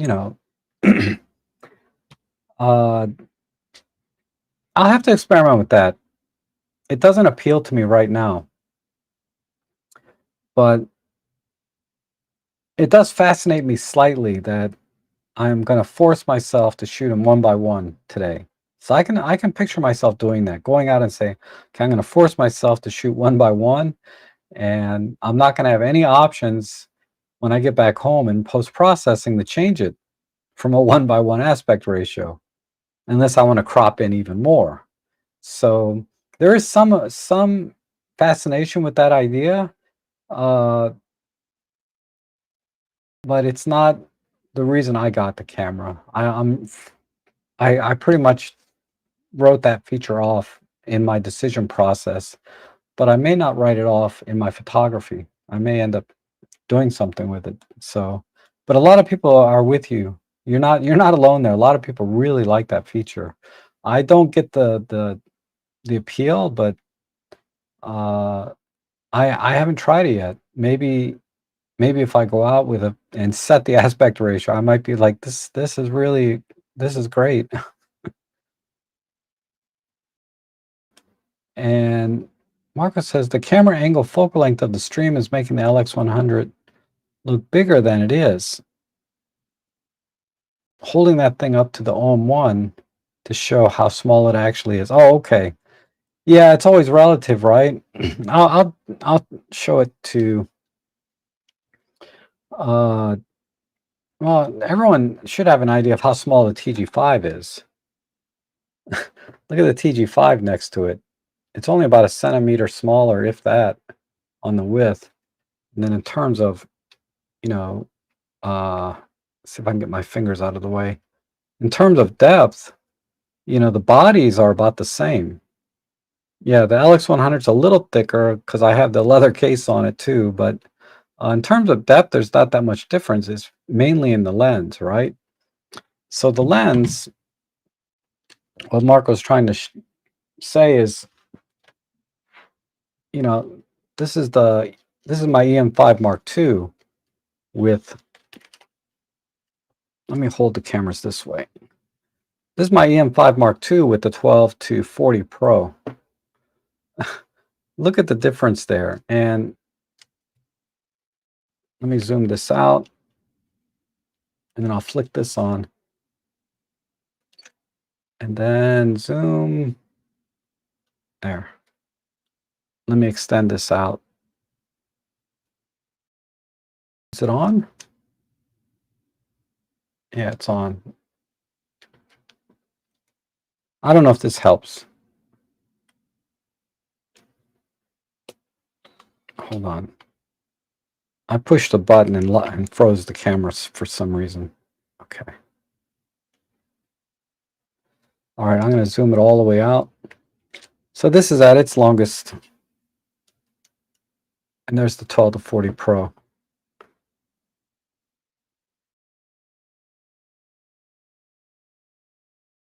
And there's a 3/4 shot. And this EM5 Mark II is not a big camera, right? But it looks huge next to the LX100, doesn't it? And this is a small camera. Here's my OM1. Oh my God, this feels like a beast. Here's my OM1 next to the LX100. This OM1 looks like ginormous next to it. And this is the 7 to 14 f4. There's a 3/4 shot. And then in terms of just bulk, it's not that much wider. It's like a little over a centimeter. Maybe 2 centimeters wider. But okay. Just another perspective per Marco's request.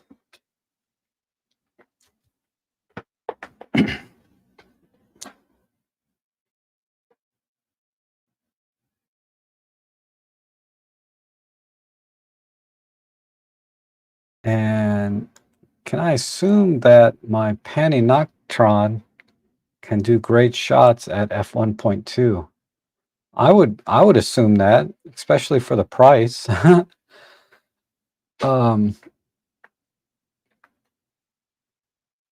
I just don't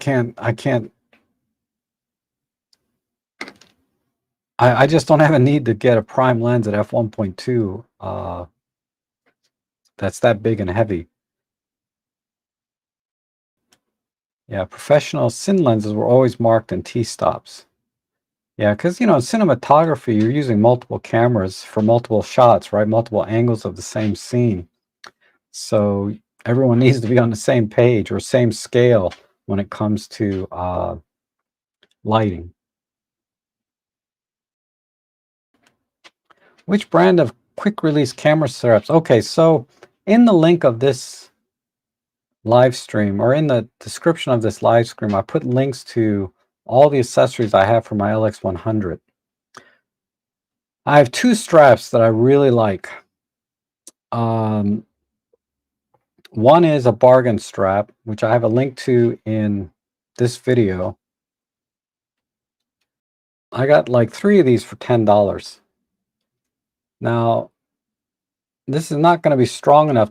I wouldn't trust this, say, on my OM1 or my Sony cameras. But for this little LX100 or even my Pen-F, my EM5 Mark II, this is perfectly fine. And, this is a silver one. I got 3 of them. I got a silver, a black, and a green. But yeah, this is just a very simple, buckle, right? My dying eyes, I can't see. And it's 1-inch diameter, I believe, on the size, on the width of the strap. And it's fully adjustable. So you can adjust it if you want to hang it in front of your neck, or if you want to carry your camera like a sling, like this. It's perfect. Perfect strap. So I have this one. Now, 3 for $10, right? I think it's 3 for 10. Might be 3 for 12 now. It's gone up a little bit. Anyway, this strap, this is a K&F strap that if you go to my deals page, okay, I got to do a little self promo.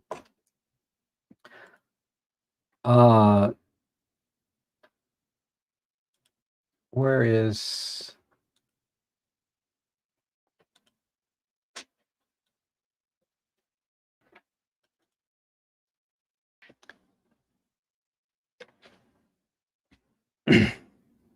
So here's my shop, right? So you go to amazon.com/shop./robtrek. This link here.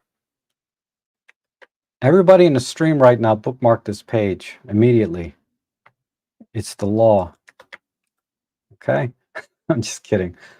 But I have pinned, the very first thing here I have pinned is deals that I find on Amazon that I think are great deals. I put the date that I updated this, so I haven't updated this. I didn't update it yesterday. I did actually update it yesterday, but I mean, this is a little lens filter pouch for 20 bucks.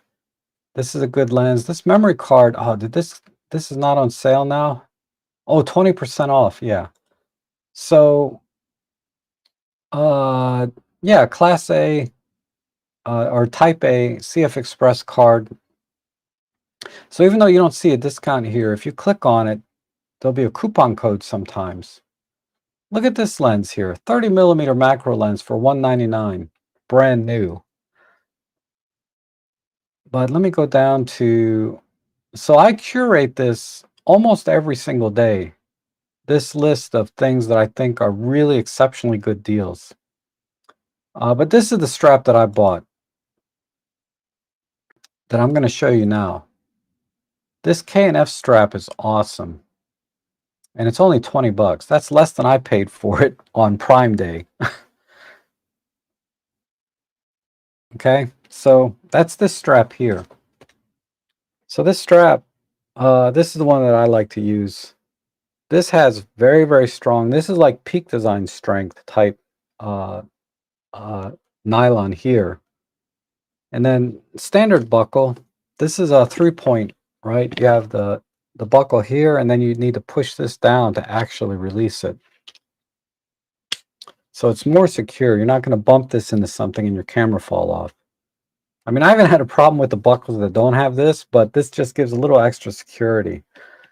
The strap here is a nylon strap, but it feels like, it's very similar to the seatbelt in your car. It's very thick. It's very heavy duty. This will hold any camera, okay? Medium format camera, this will hold anything. This will hold probably a 25, 50 pounds. I forget what the rating is, but this is really strong. And then the buckles here to adjust the strap, these are aluminum. Now this is the only thing that was a little bit awkward. It's hard to adjust this after you have it on your person. Uh, I have to adjust this to the length that I want to use it at before I put it on. Now I have it set for sling position, so when I put this on, it's for, going across this way. But if I want to make it so that let's say I'm going to wear the camera this way over my neck, it hangs a little bit too slow, so I have to take it off and adjust it. I have to take it off to adjust it. So this is the only. It's not a quick adjust. So I have to adjust it this way. Well, that's making it longer. So if I want to make it shorter, I have to adjust it this way and then try it. So this is a little bit cumbersome in that respect, because the other straps that I have, this has the sliding buckle on the strap, so I can adjust it while I'm wearing it, and I can adjust it to the exact length that I want while I'm wearing it, which is a lot easier than taking the camera off and adjusting it. But I still like this strap better because it's just fancier. This is a premium strap for 20 bucks. I would put this strap up against anything. Now, there's the Peak Design straps, which are awesome, but they're like 60 bucks. I could buy 3 of these straps for the price of like a single Peak Design. I can buy like, what's 3 times 6? I can buy 18 of these straps. This is great for compact cameras, this strap. I mean, a little $3, $4 strap. Why pay more? Okay, in my opinion.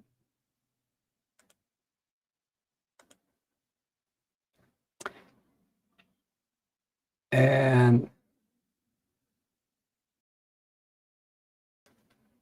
Eric says, okay, you win. I opened an Amazon account. Do you recommend wrist straps for the OM1? I mean, I don't care for wrist straps.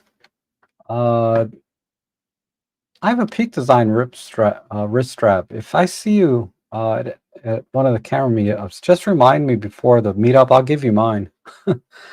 I'm just not a wrist strap guy, because that requires you to basically be holding your camera all the time. Or you have a sling bag or bag with you that you put the camera in when you're not using it, and then take it out and put it on your wrist. So it's going to be more secure when it's on your hand and on your wrist. I just never found them comfortable. I mean, I see a lot of street photographers shoot that way, where the camera's always in their hand 100% of the time. I can't do it. I'd rather because a lot of times I'm walking from point A to point B. I'm not taking pictures. So I just rather have the camera just hanging off my side. I don't be walking with the camera from point A to point B. And if I'm going to put it into a bag while I'm going from point A to point B, why not just have it on the strap to begin with and forget the bag? So yeah, wrist straps just, so if you want it, you can have it. I think I paid 40 or 50 bucks for that thing too. It's gotten some use. It looks used, but the price is right?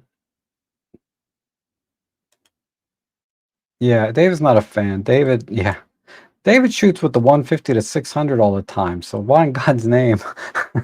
I can see why you don't like wrist straps. And Darko, good to see you. Good morning. Awesome spooky images on Flickr. I saw your images in the group. Those are awesome, man. You're doing great work there. If you guys are a member of the community group that I have on Flickr, you can submit your images and stuff, but there's a lot of great photography there from from my viewers, sharing their work. And Darko really put some winners on there recently. Um, okay, so any questions? I guess I'll just open up the Q&A at this point. If anyone has any questions, or I can wrap it up. But look on my Flickr page and Instagram for more images from the LX100 Mark II. I'm afraid this is going to replace the Pen-F as my everyday camera. Now, I didn't take it with me yesterday to the balloon event where I showed those pictures. And that's a great example of where this camera is not the right camera.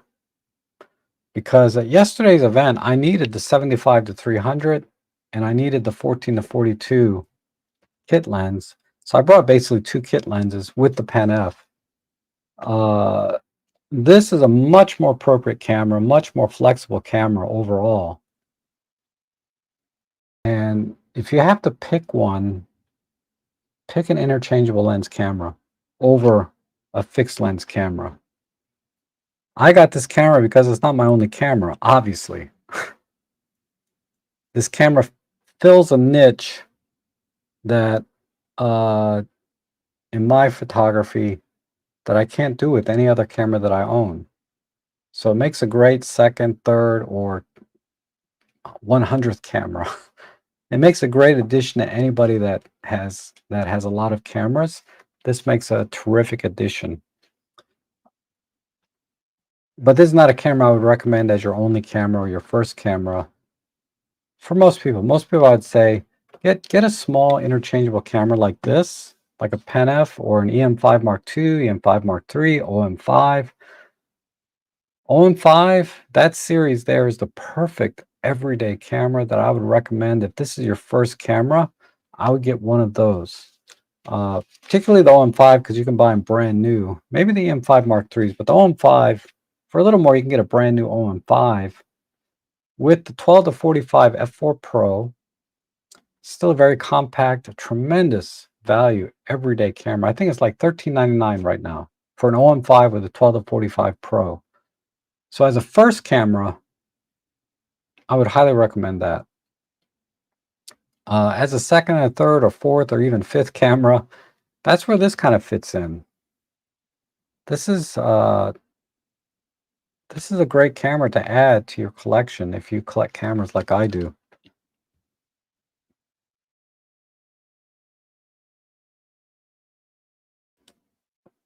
I haven't posted them. They're on my Flickr page, but I haven't shared any in the community. I'll do that maybe later today. And let's see. How is the battery life number on the Lumix LX100? Can read approximately 300 photos. That's about right. When I took it out last week to Great Falls, I took it out. I was out for about 2.5 hours, maybe 3 hours. I only took about 50 images in that 3.5 hours. But the battery looked full when I was done. At least 3 bars out of 4. So I think getting 300 shots certainly is doable. As they say, your mileage will vary, but I'm not having any problem with the battery life. I've never had to change the battery when I was in the field using that camera. Granted, most of the time they were very short stints, and I don't take thousands of photos when I go out. When I'm experimenting and doing bracketing, I might get 200-300 shots in, but that's because they're bracketed, right? It's either exposure bracketing, focus bracketing, what have you. Then you get hundreds of shots.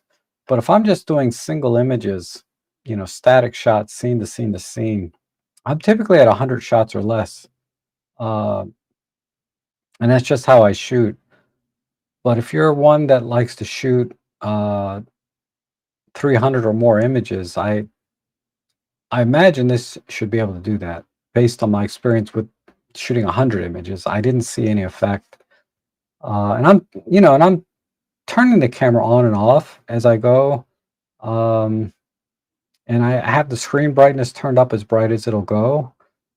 because when I'm outdoors, it's hard to see a screen.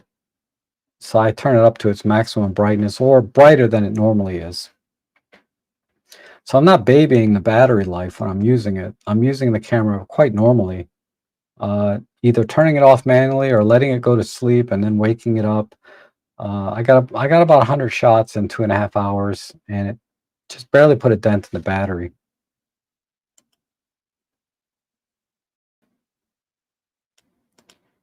Do you feel pet photography is a good revenue stream for photography? I don't know. I don't do pet photography. Uh, but from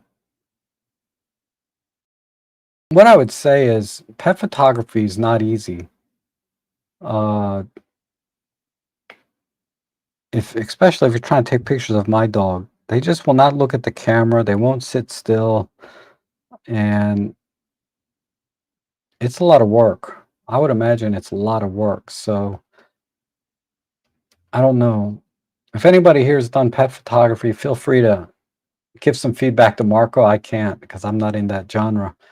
I know a lot of shelters and things would love for you to come take pictures of their pets, pro bono. That'll give you really good practice and experience and photos that you can share in your portfolio. If you do a good job, you can even use those kinds of photos in your portfolio to help build up your uh, or to show potential clients. But from that point beyond that, I cannot give you any credible advice. And oh my goodness, Robin Wong is here. How you doing, buddy? Good to see you. Coming in out of nowhere. Probably here the whole time, weren't you? Um, so Rob Tracks, I will be busy doing some quick edits while listening to your amazing soothing voice. You're too kind, Robin. Robin has always been sneaks in here and it's always been very supportive of my work and my channel. I really appreciate that. And of course, I needn't even really say Robin does an awesome job on his channel in sharing his enthusiasm for photography. And you can't help but smile and really enjoy uh, watching Robin Wong on YouTube. So definitely check his channel out if you haven't already. Um, he's an awesome guy and just the happiest photographer on earth, in my opinion. Uh, I want to do photography for a cat shelter. Oh, okay. So I don't know if you can charge them though. Most shelters don't have any money, but like I said, it's just not an area I'm familiar with.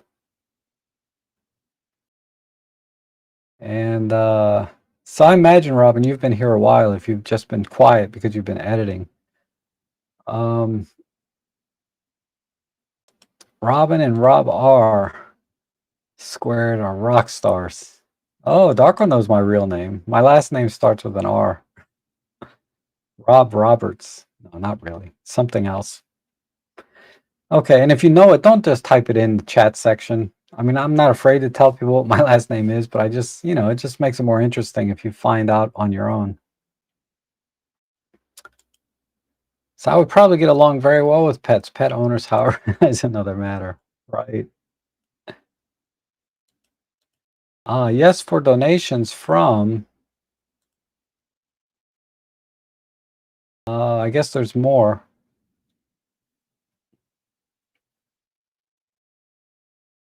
But yeah, don't rely on donations either.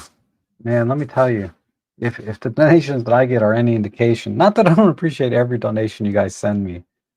You guys are awesome. For those of you that do send donations and buy me a coffee, it's really appreciated. But it is a tiny, tiny fraction of my subscriber base. Like not even, it doesn't even register. But the few donations I do get are greatly appreciated. Um, I hope if you guys enjoy my live streams and some of my content I've been producing, uh, if you can, if it's within your budget, buy me a coffee or send a donation. It really does, as Robin says, it really does give us a lot of motivation to continue and keep going and makes, just makes things easier because then we can make purchases related to the channel that help us do our job better, um, for you ultimately. That's why we're here. Because believe me, the money, at least at my level, the money from YouTube and donations and everything like that is not the primary driving force here for me being here, trying to help you to make better decisions and purchasing decisions, but also, uh, better decisions in your photography and helping you with your photography. We do this because we want to do it. We want to help you. We want to share this passion that we have for this art form, which I like to think of it as. And that's why we do it. Robin and I, Peter, Maddie, all of us. We all have other streams of income.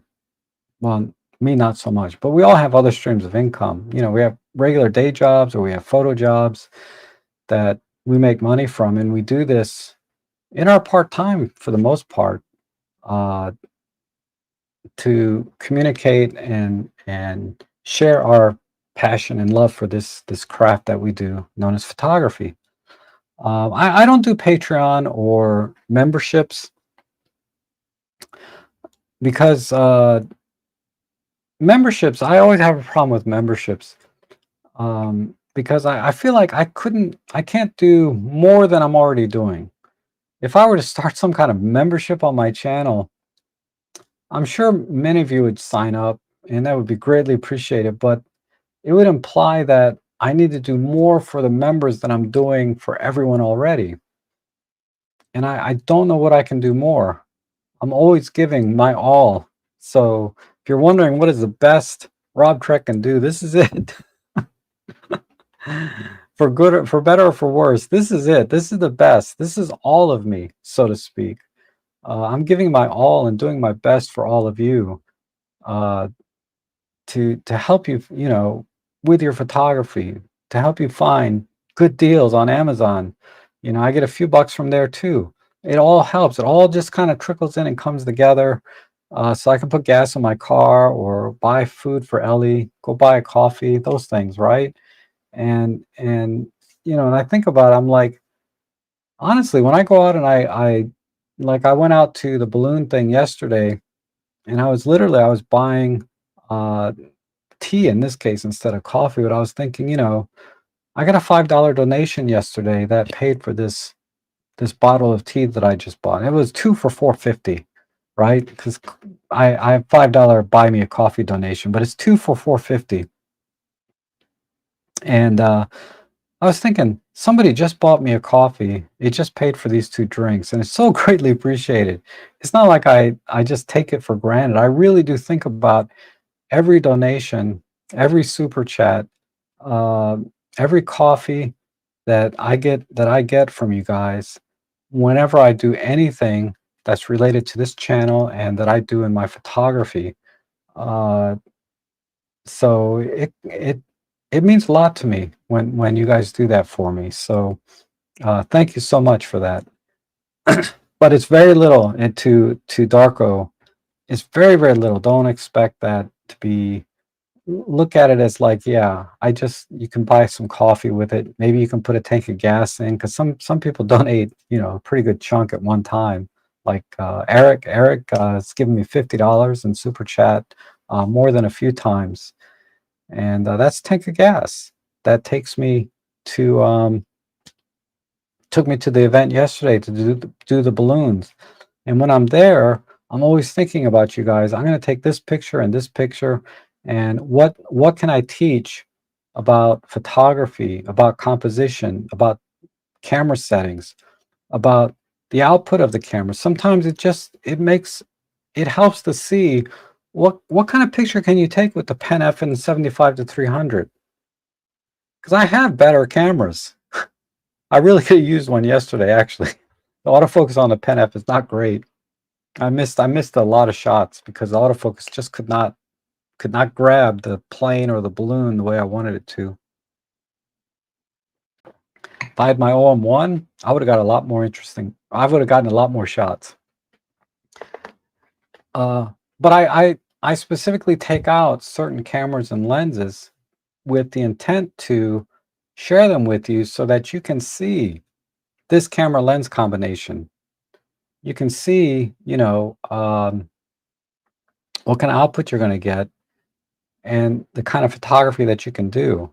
And yeah, my photography is not going to win awards, but people are not looking at my photography because they like my photography, I assume. I think a lot of people look at my Instagram and my Flickr pages because they want to see a certain lens and camera combination and what it can output. So just to give you an example again, uh, when you go to my Flickr page, I always leave the exif data on. Sometimes I forget.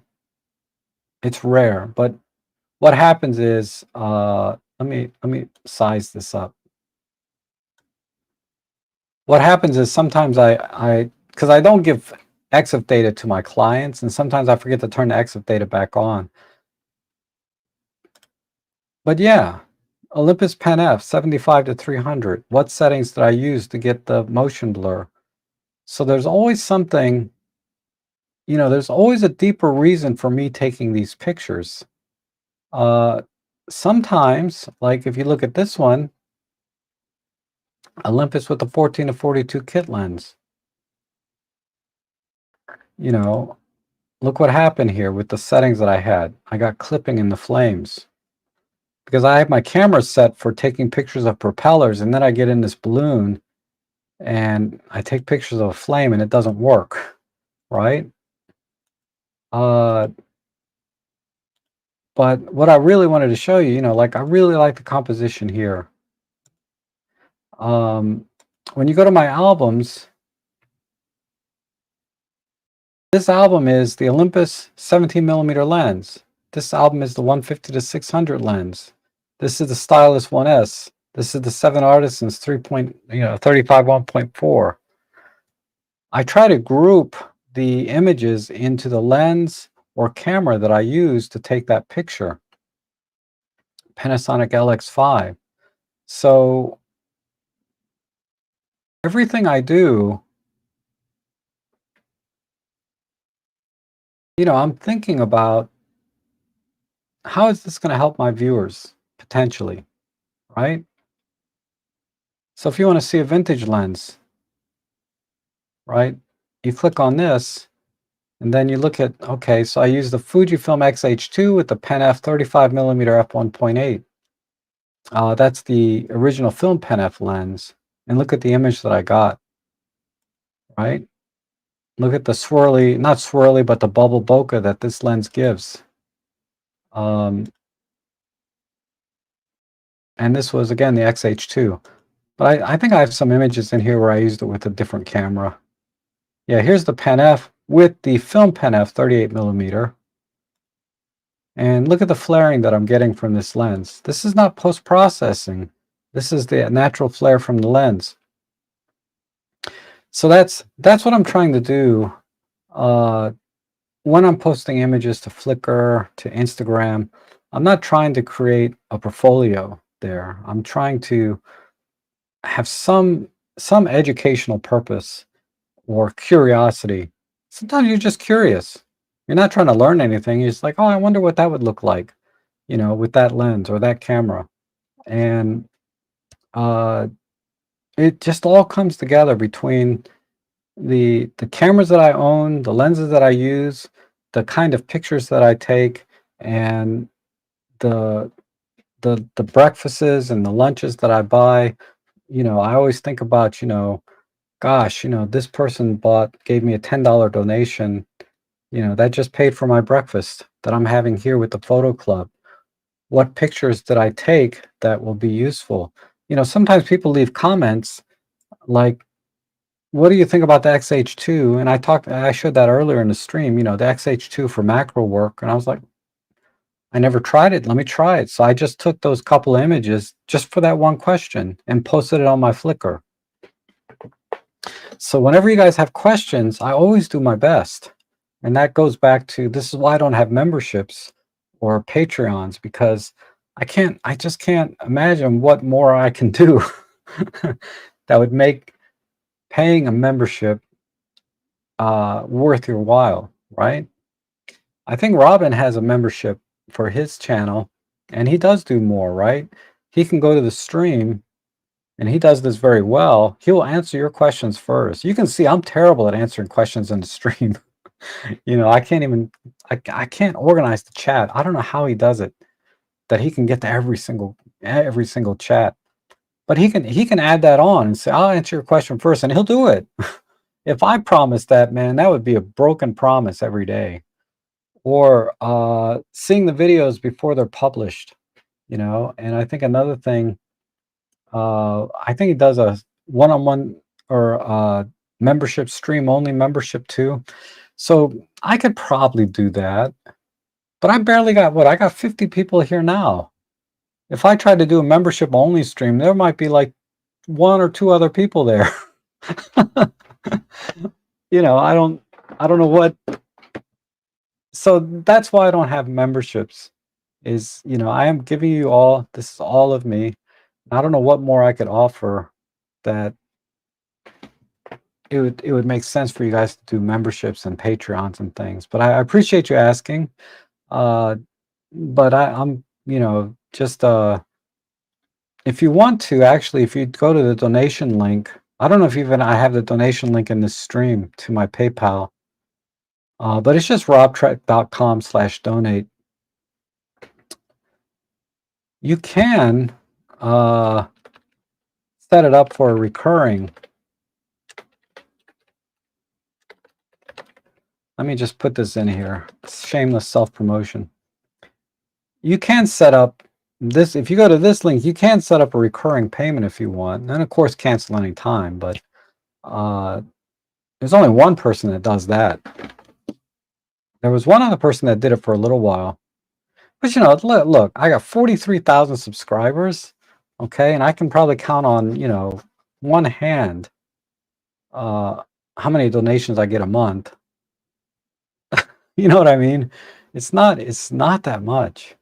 Uh, but they're greatly appreciated. Like I said, I really do appreciate it, and I think about it all the time when I go out. I never go out or walk out of the house without the primary motivation being to give back to the community here on YouTube that, you know, we're all a part of. Um, that's just you know, what I do every day. Uh, and if it works, you know, anyway, I don't want to talk too much about it, but that you get the idea. Okay, Gordon, we'll see you later. Thanks so much. With a shout out to Robin Wong from Gordon. And do you know how many cameras do you have? I don't know. I've never counted them. It's a lot because it's not only what you see here, but I got some in that closet. I got some out on the shelf there, and I got some on a cabinet in my bedroom. I mean, you can rule out 5 or 6 of them because they don't work. Probably rule out another 5 or 6 because I'll probably never use them ever. But you know, like I have a Minolta XG1 that I'll probably never use. I'd rather take out the SRT 101.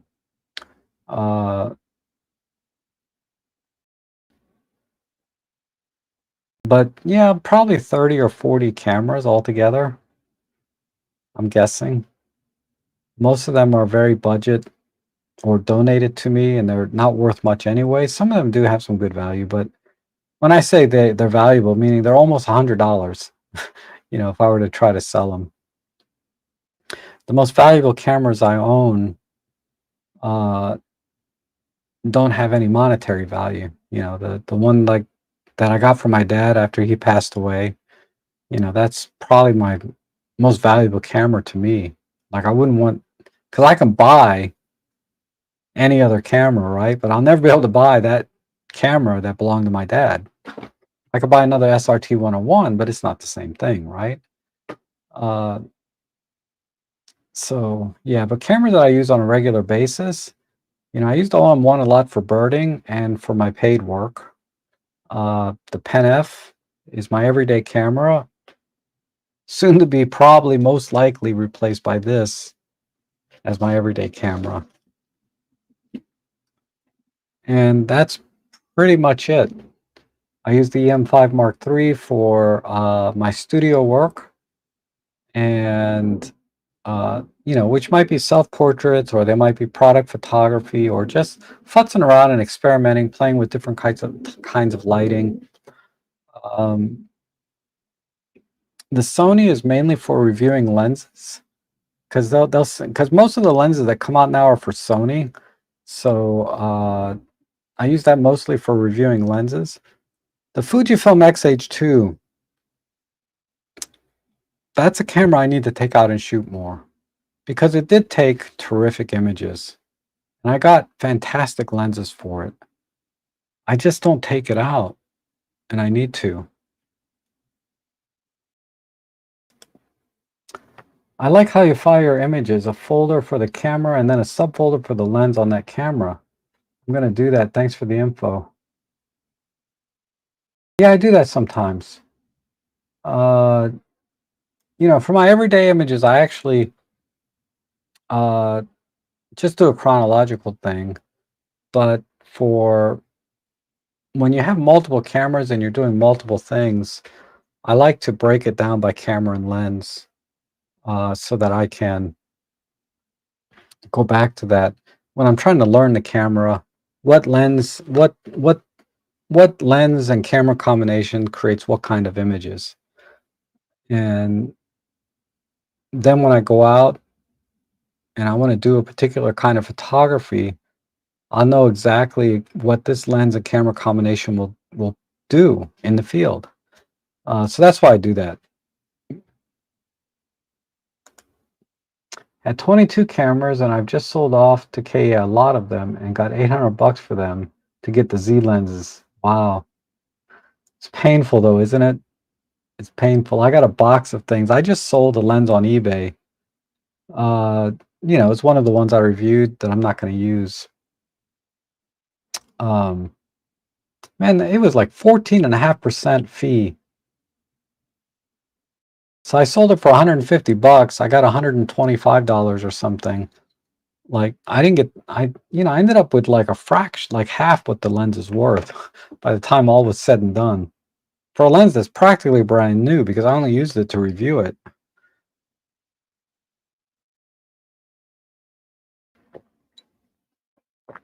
What is a Fresnel lens? Can you explain, please? And hi, everyone. Oh, okay. I explained that to someone last week. So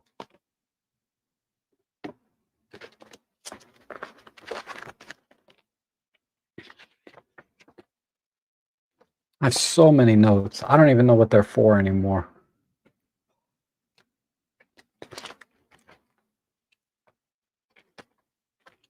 No idea.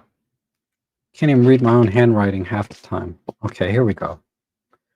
So this is, I gotta do it over. If you look at the front element of a lens, right?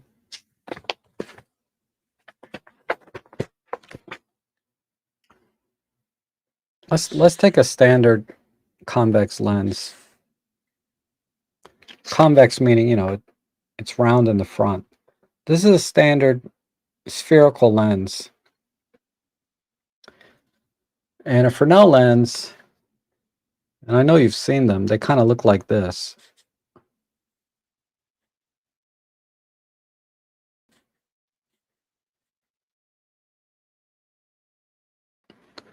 Fresnel lenses have like those ridges in them, right?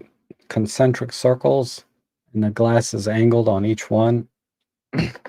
So they're basically like this, right? The front element, but they're flat. They're not spherical like this where it's round. They're flat with all these little concentric circles in them, right? All they're doing is they're taking the spherical lens and slicing it into little pieces horizontally like this, and then cutting out this little piece here.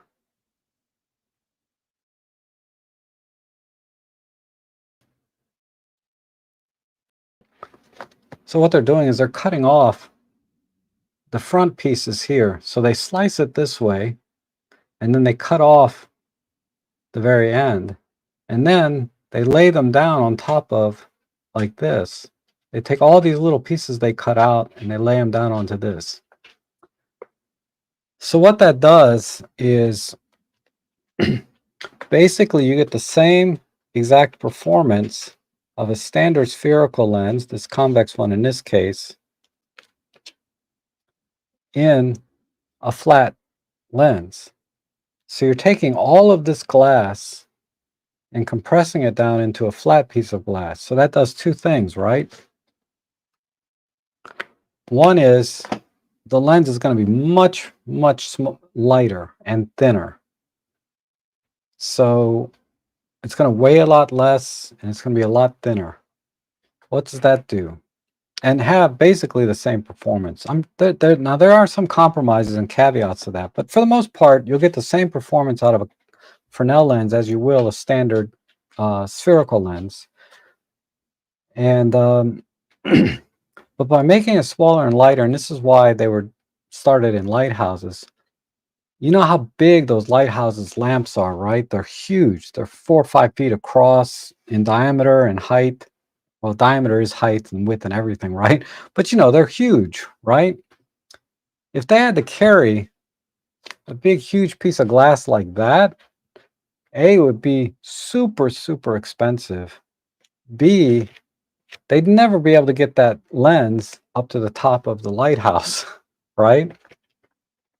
So they came up with a way to get the same performance of projection of focusing the light out into the ocean so that people could see the light from miles away, because that's what a lens does, right? It focuses light, but do it in a way that it's super lightweight, but still get the same performance of if focusing the light out a great distance by making the lens flat. So that's all a Fresnel lens is, basically, the way I understand it. Always double check everything I say here, because I am not a lens designer. I'm just a guy with a camera, right? Curious like you. What is a Fresnel lens? The other caveat to Fresnel lenses is because you have all of these concentric circles, you get ridiculous bokeh.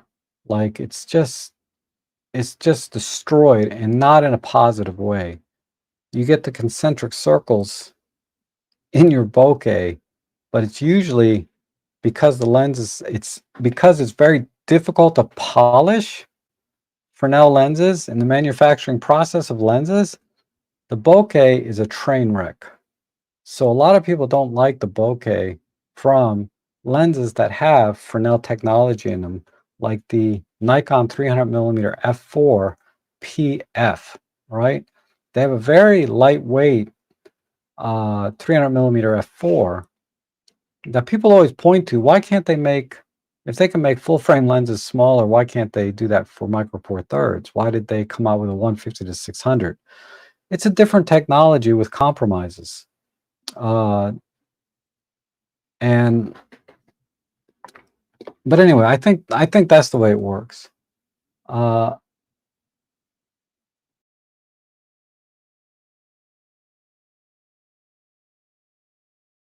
let me just look something up. 300mm.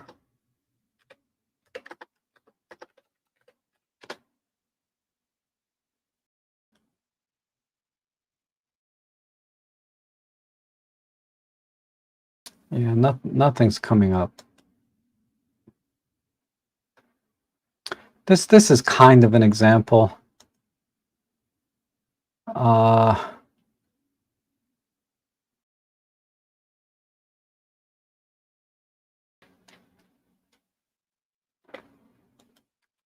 Here's a review of the, I'll just put a link to it. There's a review of the 300 millimeter PF lens that uses a Fresnel lens in the technology to make it small and lightweight, and they talk a little bit about what I just talked about.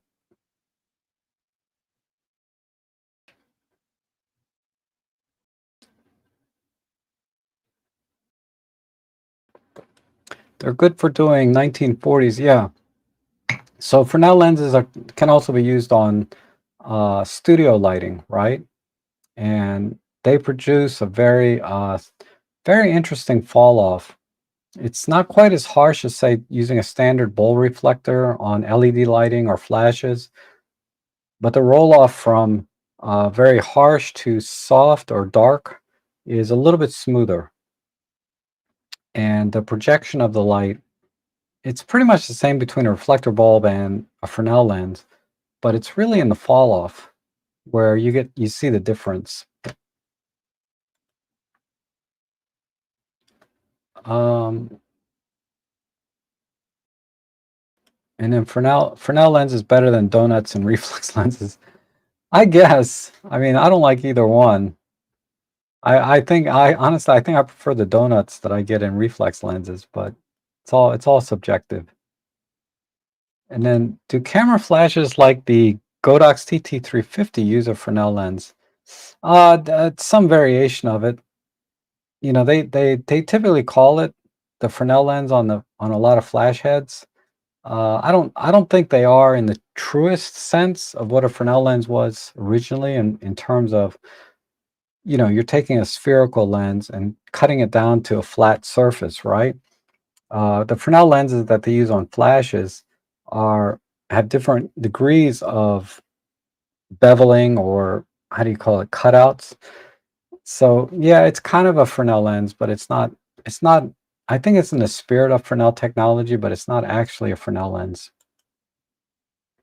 But the idea is the same, is to project the light in the tighter beam. So by that definition, yeah, it's a Fresnel lens. But I think in this well, anyway, one of the reasons I still use my LX3 is that really, yeah, some people seem to love that. I'm gonna have to try it. I'm gonna have to try that switch. Just force myself to be in 3x2, or no, 3x2 is pretty common. I force myself to be in a 1x1. That would be interesting. Better beamer, which attaches to a flash to extend the throw of the light, uses a Fresnel lens. Yep, that makes sense. Because again, it's focusing the light tighter. Now, Fresnel lenses have a certain efficiency, right? As any lens does, you lose light when light passes through a lens, and it's certainly you lose a lot of light going through a Fresnel lens. But the light that does get through gets focused, and that's why it is about a stop brighter when you use like one of these beam. What do you call it? A better beamer. So you are losing. Technically, you are getting less light output through a Fresnel lens, but the light that does get through is more focused, and ultimately you're going to get a brighter spot than you would without it. All right, have some yard work, great stream. Watch the latter part. Yeah, I think I'll call it here. It's been a couple hours, so you guys, thanks so much for being here. Hopefully, I didn't miss any question. Oh, Darko asked me, what's my most used focal length? Uh, 25 millimeter for now, but I'm kind of shifting towards 17. But I would say the 25 or 50 millimeter equivalent. But you guys have been awesome. Thank you so much for being here with me this morning or afternoon, wherever you are. It's always a pleasure, and I will see you guys again. I'll probably do a photo editing stream this week, so look for that. But I'll be back next week, Sunday, and look for more guests. I'm trying to get some more people together too on my streams. Thanks again, guys. You guys have a good rest of your weekend. Oh, and thank you, Robin, for dropping in. Always good to see you.